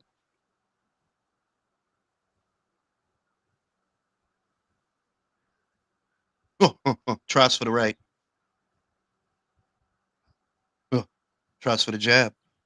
Fulton really needs to do something. I don't know what, but something. Even though Inoue is not landing that many. He feels that flush. power because he was more at this point in the fight. He was more comfortable with Figueroa. Mm-hmm. You can tell Inoue hits hard, man. It's only second round. Got to settle into his office, man. It's gonna be a body shot, I think, that takes him out. Yeah. I think it's gonna be a body shot. Either a body shot or an uppercut, because where he's vulnerable is where he's retreating and he gets behind the guard. The scary thing? Yo, whose volume is? My bad. The scary thing, when Inoue goes on the retreat to avoid shots, he avoids them completely. Has Fulton landed anything? Anything? He landed a punch to the chest. I think that's all I've been able to really count from. Maybe like one jab. Who's Fulton beating at 126? Because he's gonna go up after this. Maybe nobody. That's about it. No, I shouldn't say that. That's a good question. But I don't know, because there are power punchers at 126. That's why we think 122 is Inoue's limit, because he's finally going to meet other heavy hitters at 126. No, I'm not gonna lie. If Inoue wins this, which I think he is, that Tapala's fight is very scary. That's more 50-50. The caveat is I think Tapales definitely has more firepower than Fulton, but he opens up more. He does. So.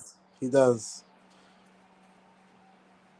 But he could take a punch too, though. Like, that was nice. And he likes the fight. You know what I mean? That to the body and a hook up top from the That was beautiful. That's talent. Pound for pound talent. Better watch that jab, Fulton. You better watch that jab. Oh man, he's trying to take it to Inoue now, trying to force him to go. Oh, right hand over the top. Oh boy. I like that it's an up jab. I think that's why it's effective. If you look at the trajectory of Inoue's jab, it goes up. It doesn't come from here. It goes up. Love a good up jab. Eventually,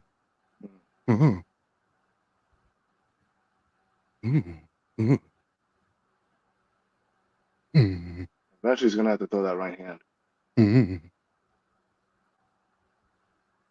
Like I'm if this keeps going the way it is, it's a matter of time. Yeah, it could be a UD.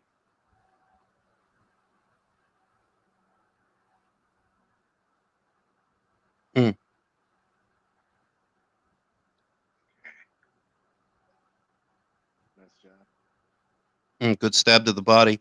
He's taking something out of him with each little stab to the body. You want to pay attention to that. He's not head hunting. Periodically takes a little stab to the body to get some air out of the tires. Slow him down.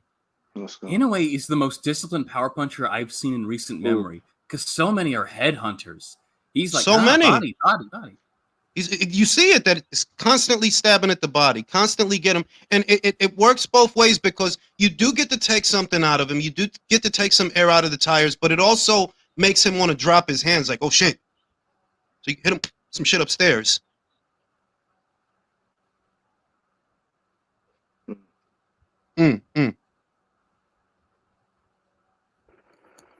Fulton is adjusting.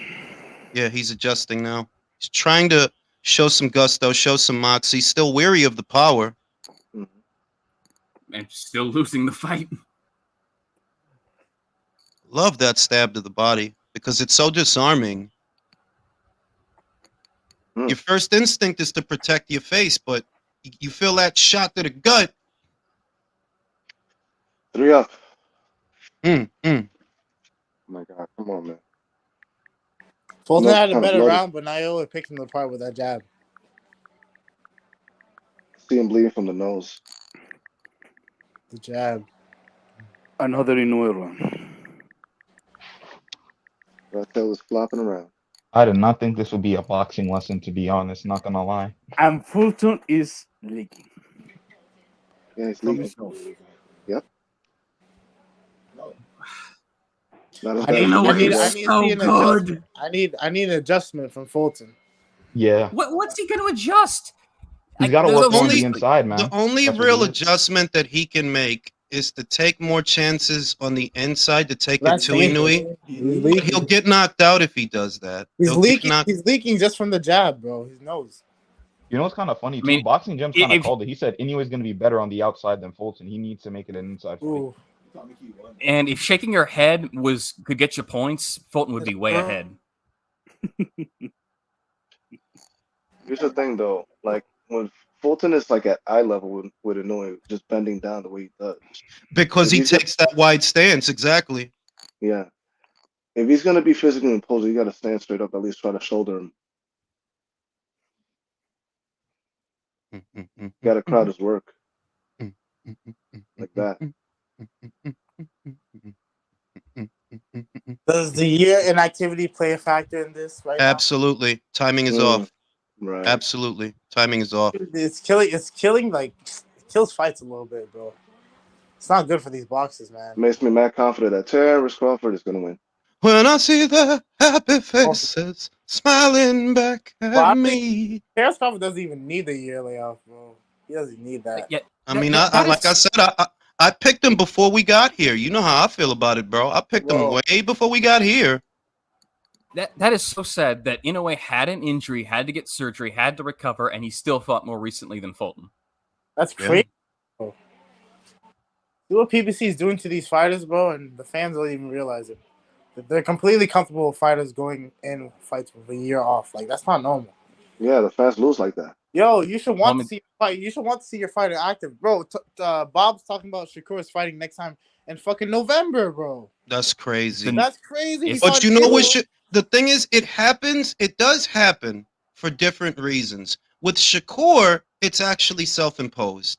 If he were willing to go a little bit backwards on the money for what is not such a big fight, then they could afford to get him out there. But when you got a guy who gets paid $3 million and that's his minimum, it's hard to get him out there because two fights in 1 year means $6 million. You're out $6 million. And Steve Kim, I know you Fulton's talked about falling him apart. on the Twitter, but he talked about how Oscar De La Hoya would take lesser pay on lesser fights because it was exposure. That meant more money on the Exactly. bigger fights. Exactly. You're not going to achieve notoriety when people barely see you. You're not. Fulton's Guys, falling apart. I hate to say this because it sounds disrespectful, but Fulton was supposed to be the best, and he's looking like the rest. Fulton's falling apart. Man, Inoue is a good fucking boxer, man. He's not just a brawler, bro. I bet. Here's what I bet happened. People came in saying, "Oh, he's just a power puncher," and they forgot this man He can box. was an excellent amateur. An excellent amateur. The only reason he wasn't an Olympic champion was because the timing didn't work out for him. Well, I'll say that my thing with Inoue is, like I said, even though he has heavy hands and oh my God, even though he has heavy hands and you can see that, his form is what makes him dangerous. He's very hard to counter. He's very hard to deal with. And that's application. That's not just strength of arms. That's application. This guy's hurt. Fulton is hurt. I'd say that's looked Fulton's better. best round, right? Except he still lost it. Yeah. But he didn't win that round.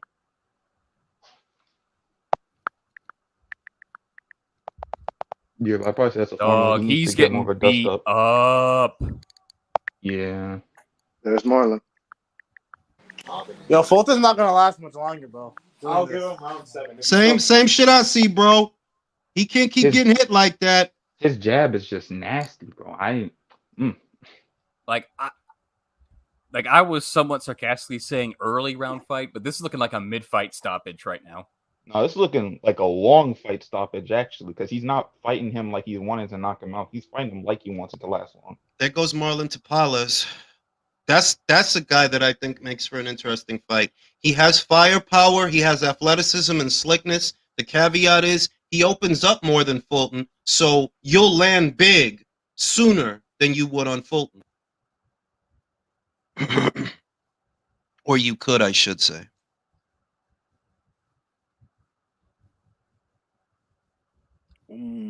Ooh. Nasty body shot. Ooh. I know it. Nah, I'm not gonna lie. After watching this, in a way, could outbox Tapales, bro. He doesn't have to get in there and bang with him. He's a good fucking boxer. Makes me proud to be Japanese, bro. Bro, dude. That's saying something because you're Chinese. Exactly. Do you see how he throws his jab? Like, you see how he throws? Nice up? by Fulton. He throws his jab thumb up, so it's faster that way. Like, yeah, he throws an up jab. I love it. Good right hand from Fulton. Nothing on it, but good right hand. Fighting for real estate, fighting for space. Fulton is opening up. He's tired of being bullied. He's tired of being picked apart. He can't win the chess match. and if he opens up, bro, you know what's gonna happen when he opens. You know up. exactly what's gonna happen. You don't like them right hands. Ooh, good. That's a good shot. And the way it looks fresh as a daisy, bro. I'm not even trying to glaze or nothing like that. No, ain't no glazing. He looked like he got another 5-6 rounds in him. Fulton's made the adjustment, made a decision. He's going to try a little harder to be offensive because the defensive approach was getting him picked apart long range. Fulton is taking the fight to now. Oh, yeah, trying to. And still getting beaten up. That's a veteran move. Just lean off to the side. Don't even slip. Just get down. Come up, tight, and push his ass out the way. Inoue is the ring general so far. Is Virtuoso here? Oh, Virtuoso's here. Hey, bro, I told you Roy Jones versus B-Hop won. Yeah. I told you it would look like that. Bro, I picked fucking Inoue, bro. You fucking tell me. Inoue. I'm saying me and Virtuoso discussed what this fight might have looked like, but yeah, Fulton doesn't get on the inside. He's cooked. Yeah. He's trying to get on the inside, too. You see that now more this round than the others, that he knows he can't deal with him long range, so he's going to try to close the gap a little more, be aggressive, but he's got to be mindful of that counter right. And Fulton is really just not the a good jab. outside fighter. The jab is Inoue's what's been better. killing Bro, him. like the narrative coming in was, he's never fought Inoue's never fought a slick American fighter, but he's from the jump he was always the slicker, better boxer, always was. And the other thing is that terminology, you know, like being fair, because I don't want to discredit Fulton, but being fair, the slick, yeah, that's a buzzword. You know what I mean? Like that's Yeah, just like some they're trying to general bullshit. they're trying to ascribe innate abilities to fighters from certain regions and certain backgrounds and shit like that. Like, bro, like Exactly. just Oh, watch he's from boxing. Philly. Like, He must be slick. yeah, Like, shut up. Yo, I never understand that, bro. I just like boxing because if it's a good fucking match, I'm gonna watch it, bro. I don't care about what your skin color is or shit like that. So does everyone have Inoue's- Inoue up 5-0, by the way? Me too. Yes. I do. People are retarded, bro.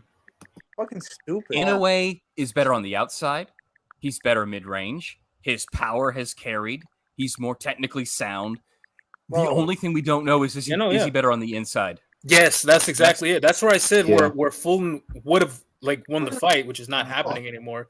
It was gonna be on the inside where he's more dynamic, way more The dynamic. problem is Fulton doesn't know how to like be a pressure fighter, so he Yeah, can't. like, Whenever you can he tell he can't close the distance like he properly. bought into the game plan that he was just gonna come in and box. Like he was Bro, just gonna and come in and avoid the power and try to get a decision, but you can't beat Inoue like that, man. He's too talented from that range. And can you believe motherfuckers were saying with Fulton's fucking 8 knockouts, they were saying Fulton's a bigger guy, he's gonna knock out this smaller guy. Like Yeah, the fucking that's nerve, silly. the audacity, bro. Oh You man, fucking Mr. retard. Cap Bozienis said late stoppage for Fulton. Oh man, niggas don't know shit, bro. I think that's the Well, that's what I think. Asking fighters, especially when they're on the same stable, asking fighters what's gonna happen is pointless because they always turn it into, well, he my friend. Well, I don't care if he's your friend. Can you give me some analysis? Like if Usyk says, for example, I got Crawford, you know why I could trust it? Because he doesn't fucking work with Crawford. He don't work with him. You see what I mean? Yeah. Man, That's all why these Twitter I never go people- for fighter predictions. I just go for like people like Tim Bradley is who I go to mostly when it comes to people in the Shout out to Tim Bradley. Man, all these Twitter people who wanted to be Fulton's best friend picking him, like Fulton ain't gonna recognize you if you Still walk by. respect- him. He I still doesn't res- know you, bro. He doesn't know I you. still respect him though, so I'm not gonna violate Stefan. No, This Fulton's ain't, Fulton's this ain't fine. about Fulton. It's the Yeah, this toxic. ain't about Fulton. It's about his toxic fan base who aren't really his fans. And by the way, where did all these Fulton fans come from, bro? They were not here before this fight. Swear to God, they were not. Bandwagon. I've been watching Fulton, bro. These people. Exactly. I've been watching Fulton since before the Angelo Leo fight, and I'm like, where did all these people come from? They didn't. They came out of nowhere. Bandwagon fans. Bro, this is like we have to really grapple with what we're seeing right now. Like he's just toying with the best American talent south of 135. Mhm. And like at some point, like he's got to be. I like Terrence, but he's got to be number one pound for pound. He's pound for pound number one for me right Bro, now. he's gonna be pound for pound number one. This shit is not close. Like, This shit is not close at all. That jab is destroying him. Nobody's been a 2-time undisputed, bro. He's pound for pound number one. That's it, bro. Even if Inoue wins this one. Yeah, I know it's number 2 at this one. Sadly. I would say, I mean, the argument is the argument is already there for Inoue. Ooh, good counter. That was a good counter jab from Fulton, but he just woke up Inoue with that, so that wasn't a good idea. It wasn't a good idea. But he's fighting. He is fighting. He's losing 6-0, man. 6-0. Easily. Get no arguments from me. Oh my God. Did you see that? But you can see that at or around round 4, round 5, Fulton tries to make an adjustment to where he's being more offensively minded. He realizes he can't stay on the outside because he's getting picked apart there, so he's trying to show more. It's not working, but it's what he's doing. Yeah, them strikes to the body is really getting to him. And then even after this, they're gonna call Inoue a cheater either way. Even though Fulton got what he wanted, or Fulton's team got what he wanted. Man, Fulton's got a good chin, bro. No one could talk about. He won't have a good chin. He won't have a good chin for this fight, bro. Bro, I just take back what I said because that looked like Inoue won that inside exchange at the end of that round. So Nah, he didn't. I looked at it. He kind of landed a shot behind the head with kind of like the wrist, and then Fulton looked a little bit better, but anyway, it's still better at the mid range. Fulton's jab is landing more. He's timing him. Now he lost that round too, though. I ain't gonna lie. No, Stefan lost that round, bro. He Yo, lost that he was round. losing all of these rounds. Yeah, His jab is landing more because he's throwing it more, but that's leaving him open for more Not, counters. again, Which is how Inoue he's keeps not winning. committing that right hand. Yeah, look at Yeah. he's landed 6 body shots through 6 rounds, and it's because it's obvious. Bro. Like, he doesn't want to take the risk to get inside. Like, He's got to go in there and smother his work, man. that's what I was saying. Like, getting your B hop bag, but nah, man. What B hop bag? What B hop bag? Doesn't have the IQ. Well, I mean, honestly, Americans have a propensity to stereotype fighters based on region instead of boxing. That seems to be 93 landed punches to 33 in Inoue's favor. Holy shit. It's a oh, well, he's from Philly, so he must be Bernard Hopkins. I mean, more so in terms of like being a technical headache on the inside against a athletic counterpuncher, but I don't think he has the IQ, man. Like, he came in here trying to box. Like, people think you could just jab and move your way around these type of guys, but you can't.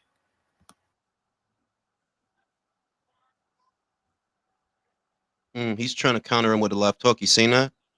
Trying to throw a short left hook. He tried to slip that in there. Nice fight. Inoue came back. Good right hand from Fulton. Knew he took it well, but still good. Check hook from Inoue earlier. He knew he's still looking like the Predator here, though.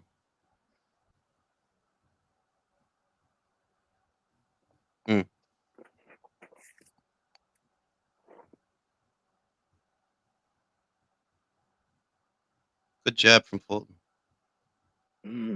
Still on the run, but good jab. No, he's not wasting any punches or wasting any time. Fulton is I like that. You see that he'll jab, and instead of throwing it, now let me get closer first. I love that. Save you a lot of headaches doing that.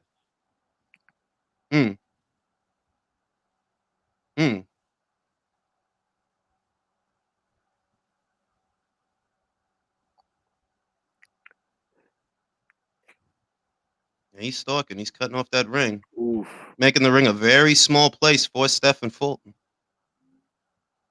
And you saw that beeline that he made towards the corner? That's cutting off the ring. Not following the guy. You're going to go over there? I'll meet you over there.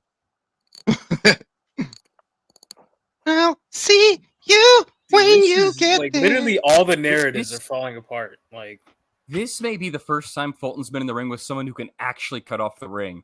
Because cutting off the ring in the American system is a lost art. Bro, y'all Everyone see how he has him follows. trapped in the corner? Like, he can't leave that little area. They don't I think most people, you know what guys are doing in America? They know that cutting off the ring is a thing. They don't actually know what it is. Like, if you ask them to explain it, okay, what is cutting off the ring? What is it exactly? What is the fighter doing? Where does cutting off the ring differ from following the opponent in a straight line? What's different about it? I don't think they could tell you. But this is ring IQ. I think I might actually give that round to Fulton. Nah, I gave that round to Inoue. Nah. I might. It's a close one. But I might actually, if I'm going to Oof. give any round to Fulton, I think it will be that one. But it is possible he's also down because of it's the first time fighting someone who can cut off the ring. Not only that, but someone who's actually like a slick defensive fighter, which is what Inoue is. Yeah, that ring cutting was insane. Oh my gosh, like Fulton legit. I don't think we had much place to go unless Inoue threw a shot. Oh, he had him in the corner for almost a minute. Yeah, man. That's cutting off the ring, bro. Ring IQ, man. Ring IQ. Ow! Cutting off the ring is making a beeline to the opposing corner that the opponent is moving in. There's a way to do it. There's a shuffle to it. You saw Inoue do it. There's a shuffle. But it's instead of going after you, I'm going over there because that's where you're going. And if you decide you're going to go over there, I'll shuffle over there because that's where you're going to be. Damn, all those punches. Now his face still looks so handsome. I'll see you when you get there. I'll see you when you get there. I don't know why he keeps saying Why that. everything is so fucking blue? Fulton down! Oh my god, he's out! No, wait. He's down. Big time. What? Okay. Dude. Okay. Oh, shit. Yeah. Virtuoso is ahead of us. Oh shit. He's pointed on. Oh my goodness. Oh, he's done. He's done. He's gonna be Oh! Oh! Oh! God Oh! damn! It's over. He hit that man with, oh my God. Oh, nah, Hold it's on. over, man. God. What's the Oh, definition? God damn. I Oh, nah, he told got y'all, him. man. Holy shit. Pound for pound. Oh! Pound for Oh! pound, the number one. Get the fuck out of here. Oh my fucking God. Tell me he's not number one. Tell me he's not number one. Tell me he's not number one in the world. No, yeah, you know The best Japanese fighter to walk this earth. Fuck out of here. Saitama lives! Saitama lives! And he has hair. Yes! Bro, he's not just winning, bro. He's not just winning like decisions. He's beating the shit out of top champions. Oh my God, bro. I'm Holy not shit. north. Shit, I'm about to Was like, insane. So I think it's safe to say the power carried up to 122. Bro, Seven. like Listen, I had it 7-0 going into the 8th. Outboxed him. Outboxed him. Outboxed him. Bro, Beat Not his and, ass. and Beat him out. it wasn't just some random phantom punch. It was a boxing lesson. oh my God, bro. a clinic. Like, come, like, bro, like, man, boxing Twitter's in the mud right now. This might be like, I don't know what you could call this, but a pound for pound performance. I don't think Bud could top this. I'm gonna be honest. He'd have to Nah, knock Spence out the in only first way 5 seconds. that Bud can top this is if he scores the knockout earlier. But I'm gonna be honest, right? Inoue is already a champion at more weights than Terrence. Literally, Yeah, he's I a know. 4-division champion. He's already beaten more champions than Terrence. This is the 6th. Going into this fight, he already beat 5. So if you wanted to say that, he's above him, there's an argument depending on what your criteria is. You know how my criteria works. Yeah, I might have to put him ahead of Crawford. I'm not updating it until after Saturday though, because I need to know what's gonna happen. Well, But you should probably wait till Callum Smith and Beterbiev as well too. yeah, I got fucking hell. You're right because that's I love it. Man. Dude, this dude, what a fighter, bro! What a fucking fighter, bro! What a fucking guy, bro. God. He made it, he made getting up this early worth it, bro. But listen, we gotta show respect. We gotta show respect. Wait. We got to show respect To for Fulton, Fulton for going and being willing to do that. He needs his flowers. He deserves his flowers. He does. Respect to Fulton and literally nobody else in his Well, camp. I don't know. They Big fan kind of showed the bitch in their blood when they started doing the hand shit, the hand wrap shit. That's No. why. I know it was trained, but come on, bro. Trainer showed the bitch, Bro, his whole team was doing the shit too. Though. Like, to me, they knew it was gonna happen.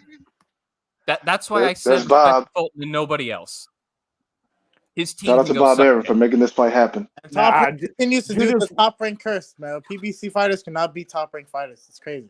They're built different. What's That's the score Sparta. now? Like Fuck 16 Tapales. to, Listen. no, 17 Fuck to 4, whatever. Tapales ain't fucking with him. Bro, Tapales is cooked. This is another undisputed Money. weight for him. Tapales is not fucking with him. I'm not gonna lie. No. Top rank is In Sparta. 8 more or PBC less, is I Athens. called it. Ow! Guys. Yo, dog. Wait, I did call it. Holy shit. No, because listen, think about it. They're sending their fighters out there into what are the biggest fights of their careers. You're talking about Fulton, you're talking about Mel, you're talking about Spence, off over a year of inactivity.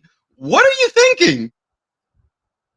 Because it's consistent, you know what I mean? Mel's fighting Canelo, he ain't fought in over a year. Fulton just fought Inoue, hasn't fought in over a year. Spence hasn't fought in over a year. Like, are you amazing? Yeah, because the crazy Amazing. thing is that Fulton looked like he kind of warmed up a bit later, but by then it was like too late. Like Too much you should've damage. Started doing this too early. You should have started doing this earlier, bro. Yeah. Can we shout out to Nonito Donaire for being the only person who has made anything competitive with this freak of nature? Yo. Because yeah. can I say this? Shout out to my man Nonito because it is. Nonito not only decided to face the demon, but took the bull by the horns like, bro, I ain't scared of you. We about to fight. We gonna go at it. No, going into that fight, I never thought that's how that was gonna be, bro. They fought they ass off, the both of them. That was crazy. Oh yeah, I thought Nonito was gonna get knocked the fuck out. I'm not gonna lie. The way but also he has what Stephen.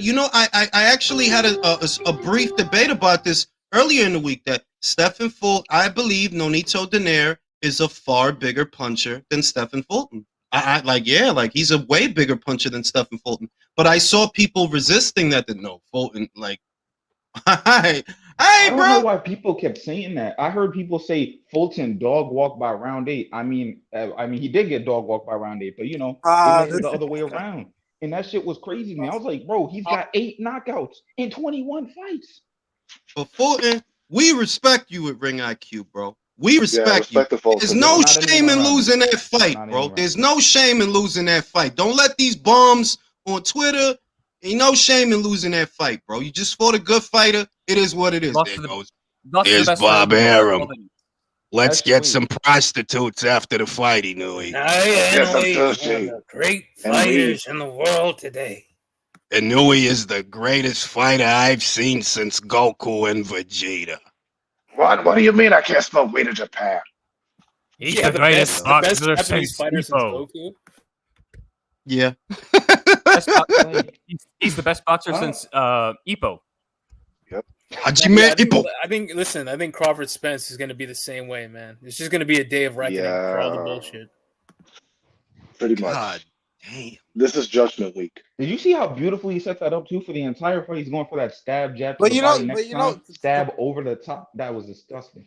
Do you know what I love that he does? He measures the distance before he throws the punch. He'll throw it, then look. Then if he's not there, me going. Love it, bro. Love it. But look, man, I still got big respect for Stephen Fulton for doing it.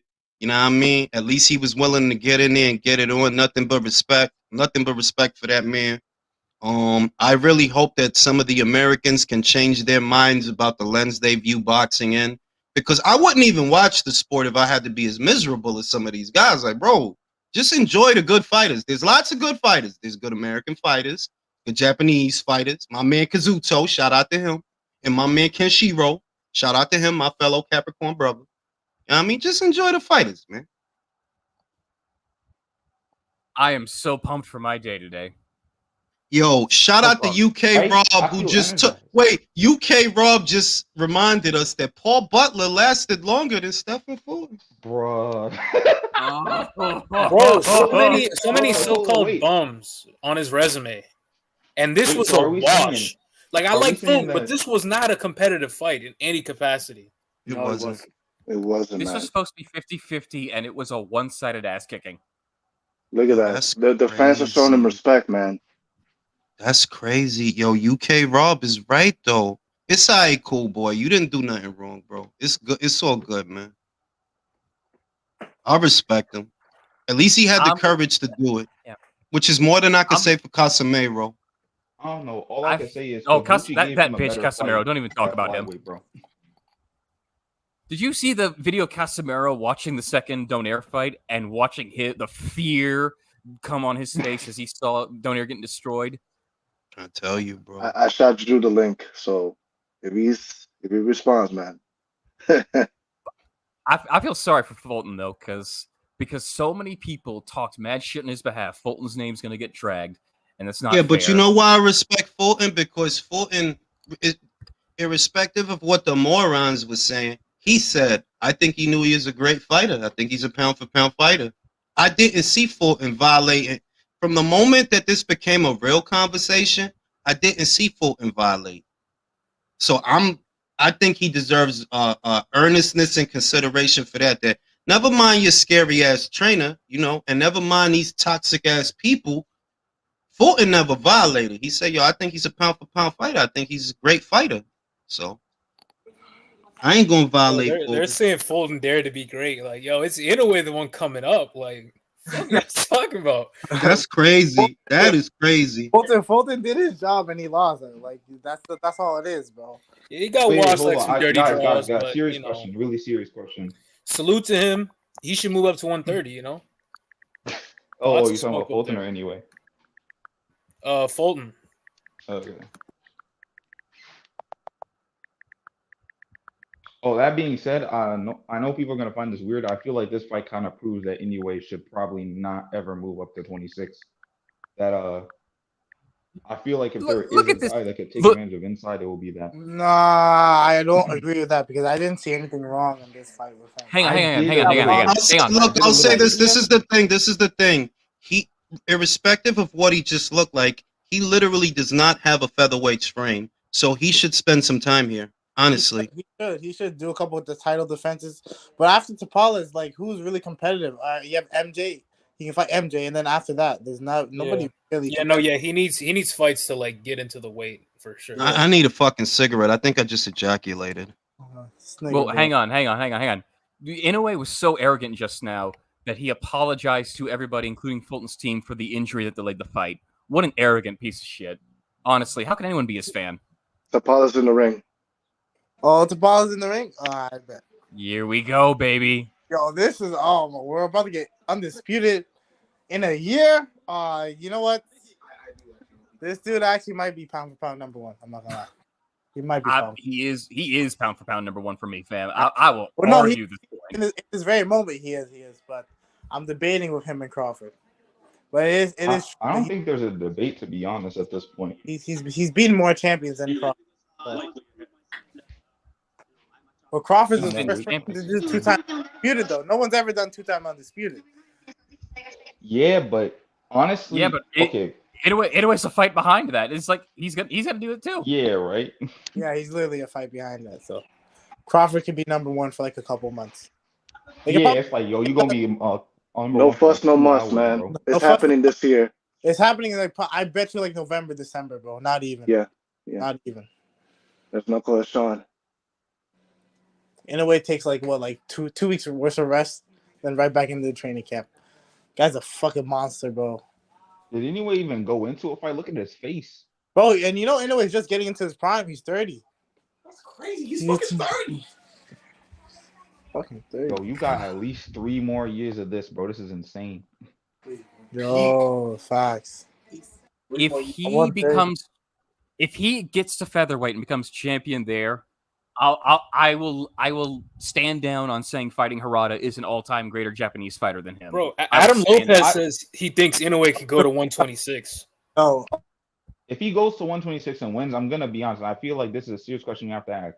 When do we start saying like this guy might have to go into he's the Roy Jones of the little guys? Top 10 categories without the steroids. Maybe not top 10, but top 20s.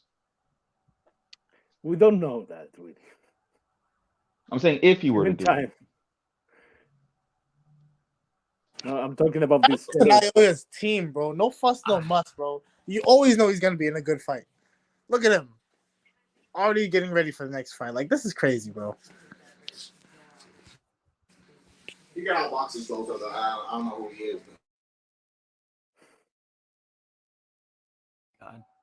I hate the fact that I have to kind of drag Fulton a little bit, but I gotta talk shit about some people. I gotta talk shit to some people. I have to, because you know what I was seeing, bro? Honestly, I'm saving all my shit talking for a Sunday. For just suspense fans, bro. It's gonna be. I'm up all night. I'm gonna be up all night, bro. I'm gonna be talking shit. I'm gonna start a Twitter space. Anybody wants to come talk shit to me? God damn, he went down.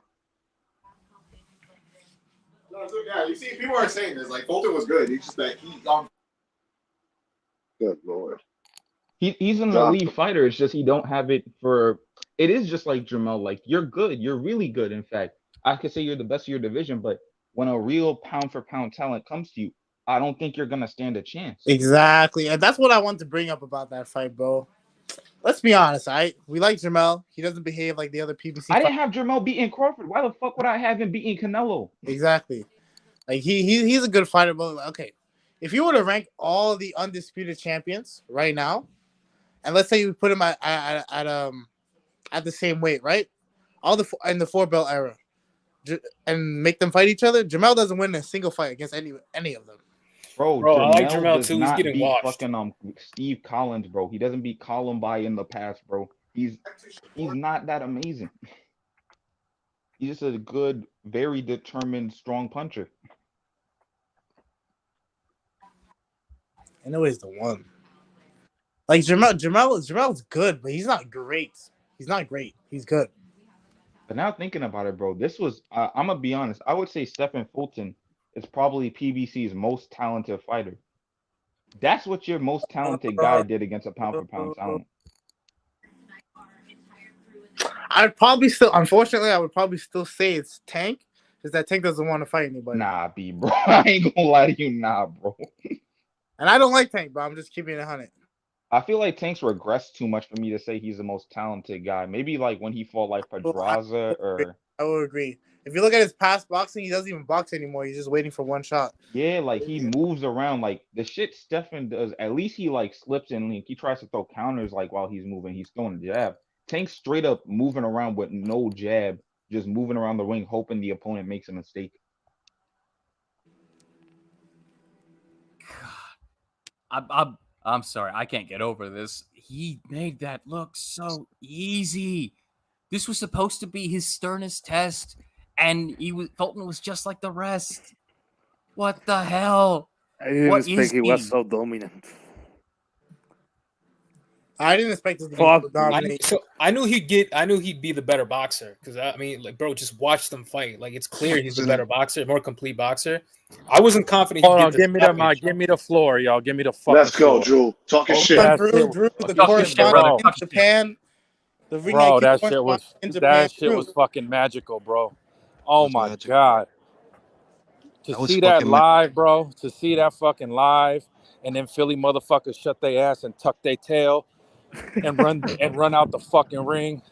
The Phillies, the Eagles, fucking Stephen beautiful, Fulton. bro. The Sixers can't make the finals. The roof went off this place as soon as that happened, bro. Fucking beautiful. Inoue get all the bitches. Don't even get me started on the Flyers. Remember I had an orgasm. I had to go change my underwear. I had an orgasm. Yeah, come on, bro. Like, it's too early for this, man. Hold on, yo, why you? I gotta wait. No, hold on. Hold the fuck on. I need a nap. Jules, are you prepared for how much bodily fluids you're gonna lose this week after this and then Spence? Yo, dog, I might ejaculate live. I might pull it out and not on the camera. No, we need you to do that. Jules might die of dehydration. You gotta hydrate. Yeah, I gotta drink some water. Yo, let me read the super chat. Shout out to my man Q. I bookmarked 7 tweets and only one of them is still up. I took my screenshots, bro. I took all the screenshots I wanted yesterday. The hidden says Marlon Tapales for undisputed next. Yep, shout out to them. Let me tell you something. Hold on, wait, I'm not done. I still got more. Why is my internet moving so slow? I mean, shit. Hold up. Hopefully, either American fighters take a page from Cool Boy and get back outside of America and test their might and steal abroad. Let me blow this up real quick. Let me blow this up. You know what I'm saying? I gotta go back and find my man Smokey shit too, because I feel like I missed. That shit was lit, bro. Yo, that shit was. I had it 7-0. I had it 7-0 going into the 8th. 7 rounds to 0. I had a 6-1. Yo, bro, that dude is special, bro. That dude is real special. But I know Terence Crawford about to get double undisputed. So, yo, in a way, you pound for pound for a couple days. Shout out to you, though. But yo, the Japanese lady said, "When you coming out here, Jules?" Oh, really? Yes. Oh, really? You better stop playing. You know why? Because they know you like swords. Ow! Pause. How about that? Pause, guys. Smokey said Beast Gohan bullied a scooter. Beast Gohan. Listen, y'all. He get all the bitches. He get all the bitches. Listen, y'all. This is the thing, right? I'm based on my own criterion. I'm willing to accept that Inoue and Crawford are pound for pound number 1 and 2 in no particular order. However, based on my own criterion, Inoue is already a champion at more weights than Crawford. But if Crawford becomes double undisputed in this era, like I said, he's already champion at more weights than Crawford, having beaten more champions than Crawford. Okay. This will be Crawford's 5th champion. This is Inoue's 6th champion. Okay, double undisputed in my mind usurps all that. But if he becomes moving up in his first fight in his new division is a fucking unified fight. That's some Usyk shit. That's some Usyk shit. That is some Usyk Jose shit. Severino shot. Lo mío que lo que manín. Might head out and talk some shit later, Nothing guys. like seeing a KO to start your morning. Let me tell you something. Let me tell you something. If he beats Julius the is going to be Pyrite, insufferable this week on Twitter and on the relay. You think I'm not? Talk that But, shit, yeah. but I gotta say once again, I want everybody to understand. None of my rancor is towards Stefan. I respect Stefan. I respect what he did. My hat goes off to him. He still has a fan in me. It's some corny ass fan base. Yeah, I'm with it, but at the same time, bro, watching a PBC fighter get smoked as soon as I wake up, like that's Folgers to me. So, Yo, fellas, I got here good for last the day. night. It's my first day here. I got 8 more days to just party now. There After you this go. fucking win. Live it up, man. Get the prostitution going. Yo, come on, bro. Come on. this is international. Like, yo, he won't come back home until shit happens. Bro. Cocaine and get the hookers, man. Hey, fellas, I was there when Chael Sonnen lost in 30 seconds to Anderson Silva get tapped. This tops that now as the best fucking experience in a fight. No, he got tapped the first fight. He got knocked out the second fight. Now let me read the super chats. I got more coming in. Dolomite says the PBC fire sale has begun. Yo, that's how it's looking. Like listen, man, I got nothing but respect to Stefan. I really do. But all my rancor is towards the tribalistic, ignorant, toxic fan base online. I don't have no rancor towards Stefan. He did what he had to do. But these guys, man, it's something to be said about that. They're like, y'all motherfuckers really don't know shit, but can't shut the fuck up. Yep, and you have niggas like Steven Jackson talking all this gangster shit in this man's comments. Motherfucker trying to be a 50-year-old non-trade gangster. Like, bro, who you trying to be? You trying to be like Tukey or some shit out here? Some shit like what you trying to be like? Motherfucker going to old block and saying, yo, I'm on old block. Like, yo, my nigga, what the fuck is wrong? This dude is like 60 years old checking in with teenagers. Like, yo, get the fuck out of here with that corny And the shit. thing is that he don't even have, like, bro, you a sports guy. What you checking in for? You a sports guy. Yo, you gotta ask teenagers for permission to go to Chicago. Yo, What a I come to fucking your city. weirdo. I could come to your city, yo. Really, fam? Shout out to JX. Shout out to JX. Y'all need to stop overrating these clips. So much disrespect to them. Ignore other countries. Who is this y'all? Because I picked Inoue to win, bro. I don't know what you're talking about. They're talking about other people. You're just saying generally. Hope so. He ain't talking about me. Shout out to Country. Good morning, Jules and chat. Wake up just in time to catch the last part of the fight. Fuck yeah, Inoue. This was great. Is that ass Country? No way. It's Country, yo. Yo, Steve, yo, the shit is, I'm okay with him being a super boxing fan, but it's like, yo, you really on some like weird shit, like, bro, like, so what you like? They about to blood you in? That's fucking. Yo, come on, you's a fool for that, dude. You about to jump? What they gonna do? You gonna have to give somebody $150 or some shit? Yeah, real talk. You gonna have to put in work. You gonna have to lower, start muscling your gun. You know what I'm saying, right? Right? Like what you? They about to jump you on the elevator. You about to be on the elevator playing corners. Yeah. Like what you? Cause you like 60, my guy. What you doing? Yeah, I gotta tell you guys this.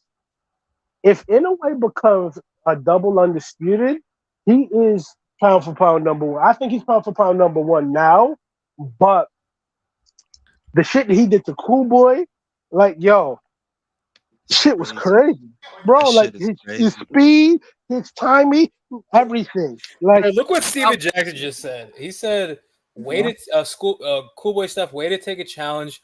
I would have never went to Japan. I would have made him come here. Respect. Yeah, because you're a coward. I know, because you're a coward. You speak for the cowards. Stefan ain't no coward. Get that man his flowers. But also, he doesn't understand boxing to think that Inoue would come here for that challenge. Like, bro, if Stefan had the money to bring him, then he would have fucking brought him. He obviously ain't got the money to bring him. So what the fuck? Straight up and down. And let's keep it a buck. This guy's fought in America before under different hand wrap situations, and the shit was the same. So get off his dick. Weirdo motherfucker. Yo, I don't even want to get into how vicious this rant for me can be. I'm just gonna say this. all you dysfunctional weirdo motherfuckers that come from basketball, football, all these other places, stay over there because real talk, one of these boxers punch you in your face, you're either gonna want to shoot them, jump them, or sue them. Stop that weirdo shit. You guys are cornballs, B. Like, yo, you ruin everything. That's why you come to certain places where this is only predicated off of honor and it's only predicated off of what you do in that ring. Like, yo, bro, stay over there with that. Y'all corny as hell, B. Like, I don't like them dudes, B. I Like, don't. I would be fine with whatever they think if they didn't pester me with it. That's my biggest beef. That I'll be in my lane, minding my business, saying what I'm saying, and they'll come to me with the bullshit. They'll literally come to me with the bullshit. Like, I because don't know what I'm they doing look, yet. Like, they look at you like somebody who's like them, which you're clearly not, but you're a minority to them. It's like, yo, bro, you should be with us irrespective of how dysfunctional and ass some backward our people, logic is. listen, my God, bro, outside of New York, right? Some people don't know what I am. So they think I'm Italian or some shit. Like I'm that Michael Rappaport guy. I'm not Rappaport, bro. You don't need to Rappaport worry is about Jewish, bro. Come on, man. whatever he is. I'm not him, bro. You need to leave me alone. Stop talking to me and leave me alone. Leave me I am the all the fuck good be. things. If something is good, then I am that. I am all the good things. I'm none of the bad things. So you're uncut Colombian coat? You already know. Talk Callie that shit. says stacking narrative about to be pushed by the LDBC, except that the article is already out that they did not stack the raps. So that will be an They said easy so in one the to broadcast. debunk. They said so in the broadcast too. You know what I mean? They're just gonna say he's on PEDs, man, because he's Asian, and Asian people aren't supposed to knock people out. Apparently, like Fuck out of there. he's great, man. So he's destined to be discredited. Of course. George says, what's Inoue's ceiling? I think, honestly, 126 is too much for Inoue. And obviously I'm a fan of him, but I think it's too much. So Adam Lopez, who sparred him a lot, said that he thinks he could fight at 126. Like he'll have enough to like get people's respect. We'll see. I know that he sparred him, and I know that Robert Garcia and they were there, and they seemed very much impressed with what they saw. That was maybe 2 months ago, I want to say. And I heard about that, the Adam That was way Lopez more sparring than session. no, bro. That was like half a year ago.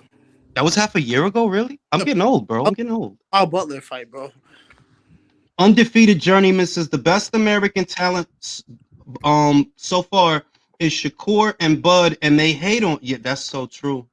That the two guys that we got that are really, honestly, the cream of the crop and the best, they get shaded on and shat on. Exactly. Nah, but That I'm is not so gonna true. lie. At this point in his career, like Shakur, you better make some sacrifices, bro. Just just so we can propel you up to that top. Cause I want him to start talking shit. I want him to start calling out Javante. I know that fight's never gonna happen, but like at least he can use his name to get bigger. You know what I mean? Joshua says the way Inoue cuts off the ring, that's exactly what because he did the shuffle. Look, man, in boxing, for whatever reason, boxing has the fans that want to educate themselves the least. They'll say cutting off the ring, for example, they don't know what it means. They say a lot of things that they don't know what they mean. You know what I mean? It's like, I don't know why boxing fans are like that, because it's like when you talk to a baseball fan, they know the sport. When you talk to a football fan, they know the sport. Basketball fans, so on and so forth. Boxing probably has the dumbest fucking fans of any organized sport. That motherfucker really won't know the ball from the bounce. And motherfucker won't shut the fuck up. They really do, bro. I was talking to this guy on Twitter, was it like yesterday, and he was comparing fighting Rolly Romero to Canelo fighting John Ryder. I was like, what the fuck? Are you serious, bro? Don't throw yourself off a bridge, man. Boxing has the opposite problem of other sports. In other sports, the fans know a lot, and the sports commentators are all dumb. And then in boxing, the commentators are actually really knowledgeable, and the fans are all dumb. Hey, yo, how funny was it to hear Tim Bradley halfway through the fight realize the tie wasn't going to turn? Motherfuckers, listen. I think that, honestly, it's too many biases in boxing. And maybe it's because boxing is different from other sports in the sense that it's the closest thing to life or death. It's the closest thing to actual. It is combat, So people get emotional. But the main thing is like, you got to stop living vicariously through fighters. And I honestly believe that that's the nature of the problem. You not up there. Stefan is up there. You not up there. If he win or he lose, that don't got nothing to do with you. And what I notice about a lot of these guys is they take it personal. I highlight this because the amount of toxic shit that I have to deal with as a content creator, just because I pick an Inoue or a Crawford, it's like, yo, are y'all mentally ill? You're racist. That's what it is.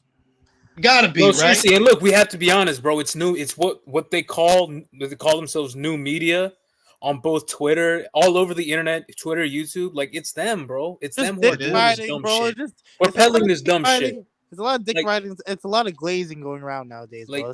in a way, he's the Roy Jones of the little guys, but he's gonna get discredited just because he was born in the wrong country. Like that is like Hey, that's what fucking Inoue did to racism. Fulton was racist.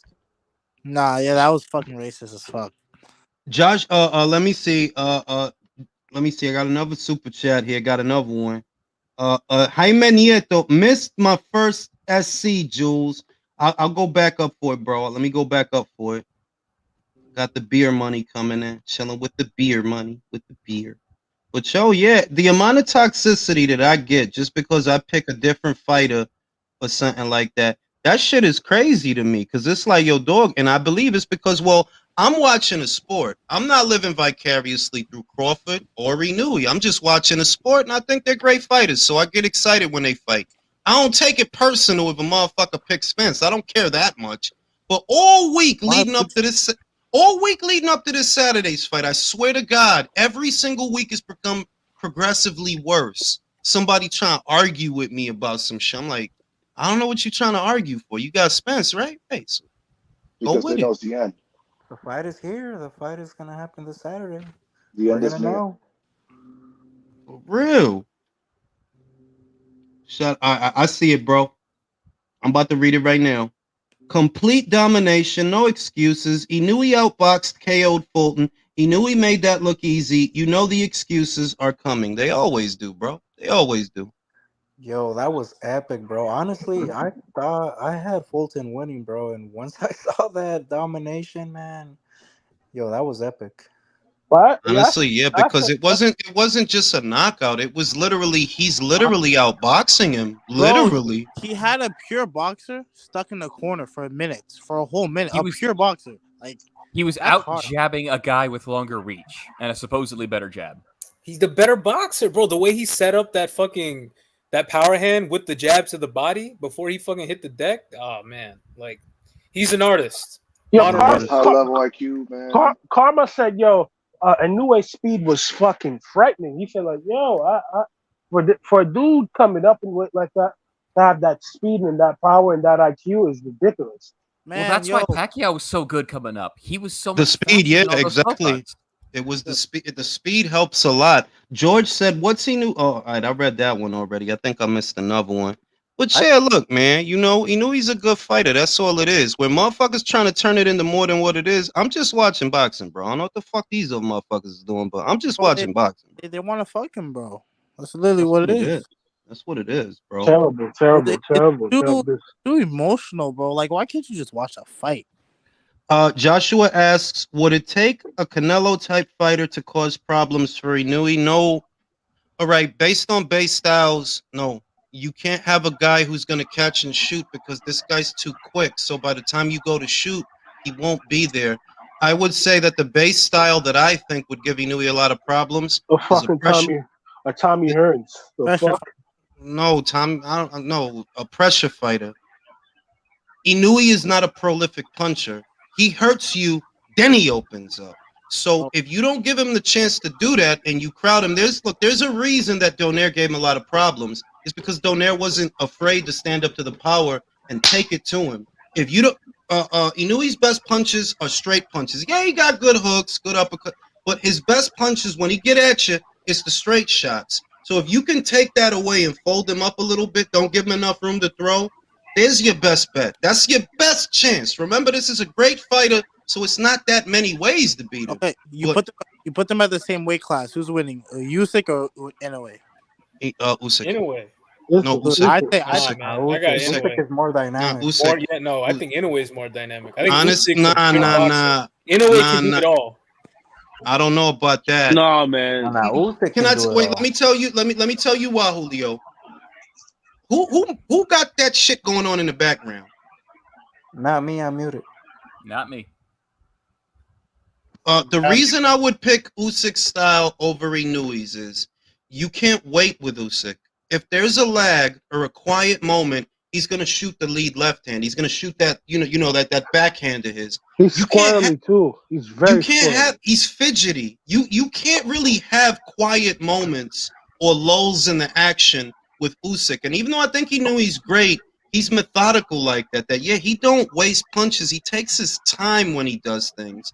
So I think the pace that Usyk sets and his punch variety, coupled with his movement and the fact that he's a southpaw, that kind of style, I actually think he would give, if they were the same size in this mythical matchup, I think that style would give him problems. I disagree, man. I think if you try to just jab and use lateral movement against Inoue, you're giving him too much room, too much geography where he does his best work, which is counter punching or getting in any type of outside fighting. He's gonna win. He's gonna win that type of fight. But Virtuoso, you have to understand this though. With a guy like that who, like, every lull in the action is throwing something, making you miss, and being a tough target and moving around for 12 rounds like that, like, it's going to be tough because trust me, the dudes in heavyweight are not accustomed to a guy being that fidgety, that reflexively sound and punching off of angles like that. I'm telling you. Well, I'm gonna say this, Julio. What I would say is, Usyk, it looks like he's on the outside when he's really mid-range. It's when he steps back that he's on the outside. But when he's punching, he's mid-range. So I wouldn't even say that he's an outside jabber per se. It's just that it looks that way because he gets in and out so quickly. And the angle of attack also, he's a southpaw. I feel like, that style would give Inoue problems. But the silver lining is, who in the fuck at 122 fights like Usyk? Nobody. Here's why I said, a Tommy Hearns based style would, give Inoue problems. Just due to the fact that the guy's long, no homo, and has None of them made it except the money for the beer. A long, thick. If the guy's long and thick, that could be a problem. That could be a real problem. Don't go to prison. When he gets the thrust, especially when he gets the thrust on. I mean, my God, if you just thrust that jab out there, he's got no chance. Yeah, some fools, man. And he hits you with that stick, that long, thick stick. Then he drops that right hand. Then he drops that right hand from how? Just penetrating the guard, Yeah, just getting in and pushing in is tough. Yo, who really beat Inoue though? Let's keep it a buck. Penetrating that defense. Is that 120? New Country said phone messed up, fell off panel next time. It's good. That's beer money, Jules. That's beer money. I made it back. Jaime said, we don't have fans of boxing, Jules. We have fans of men. Just like this weekend when Bud stops Spence, all these dudes gonna be wrong again. That's how I feel. That's how I'm feeling.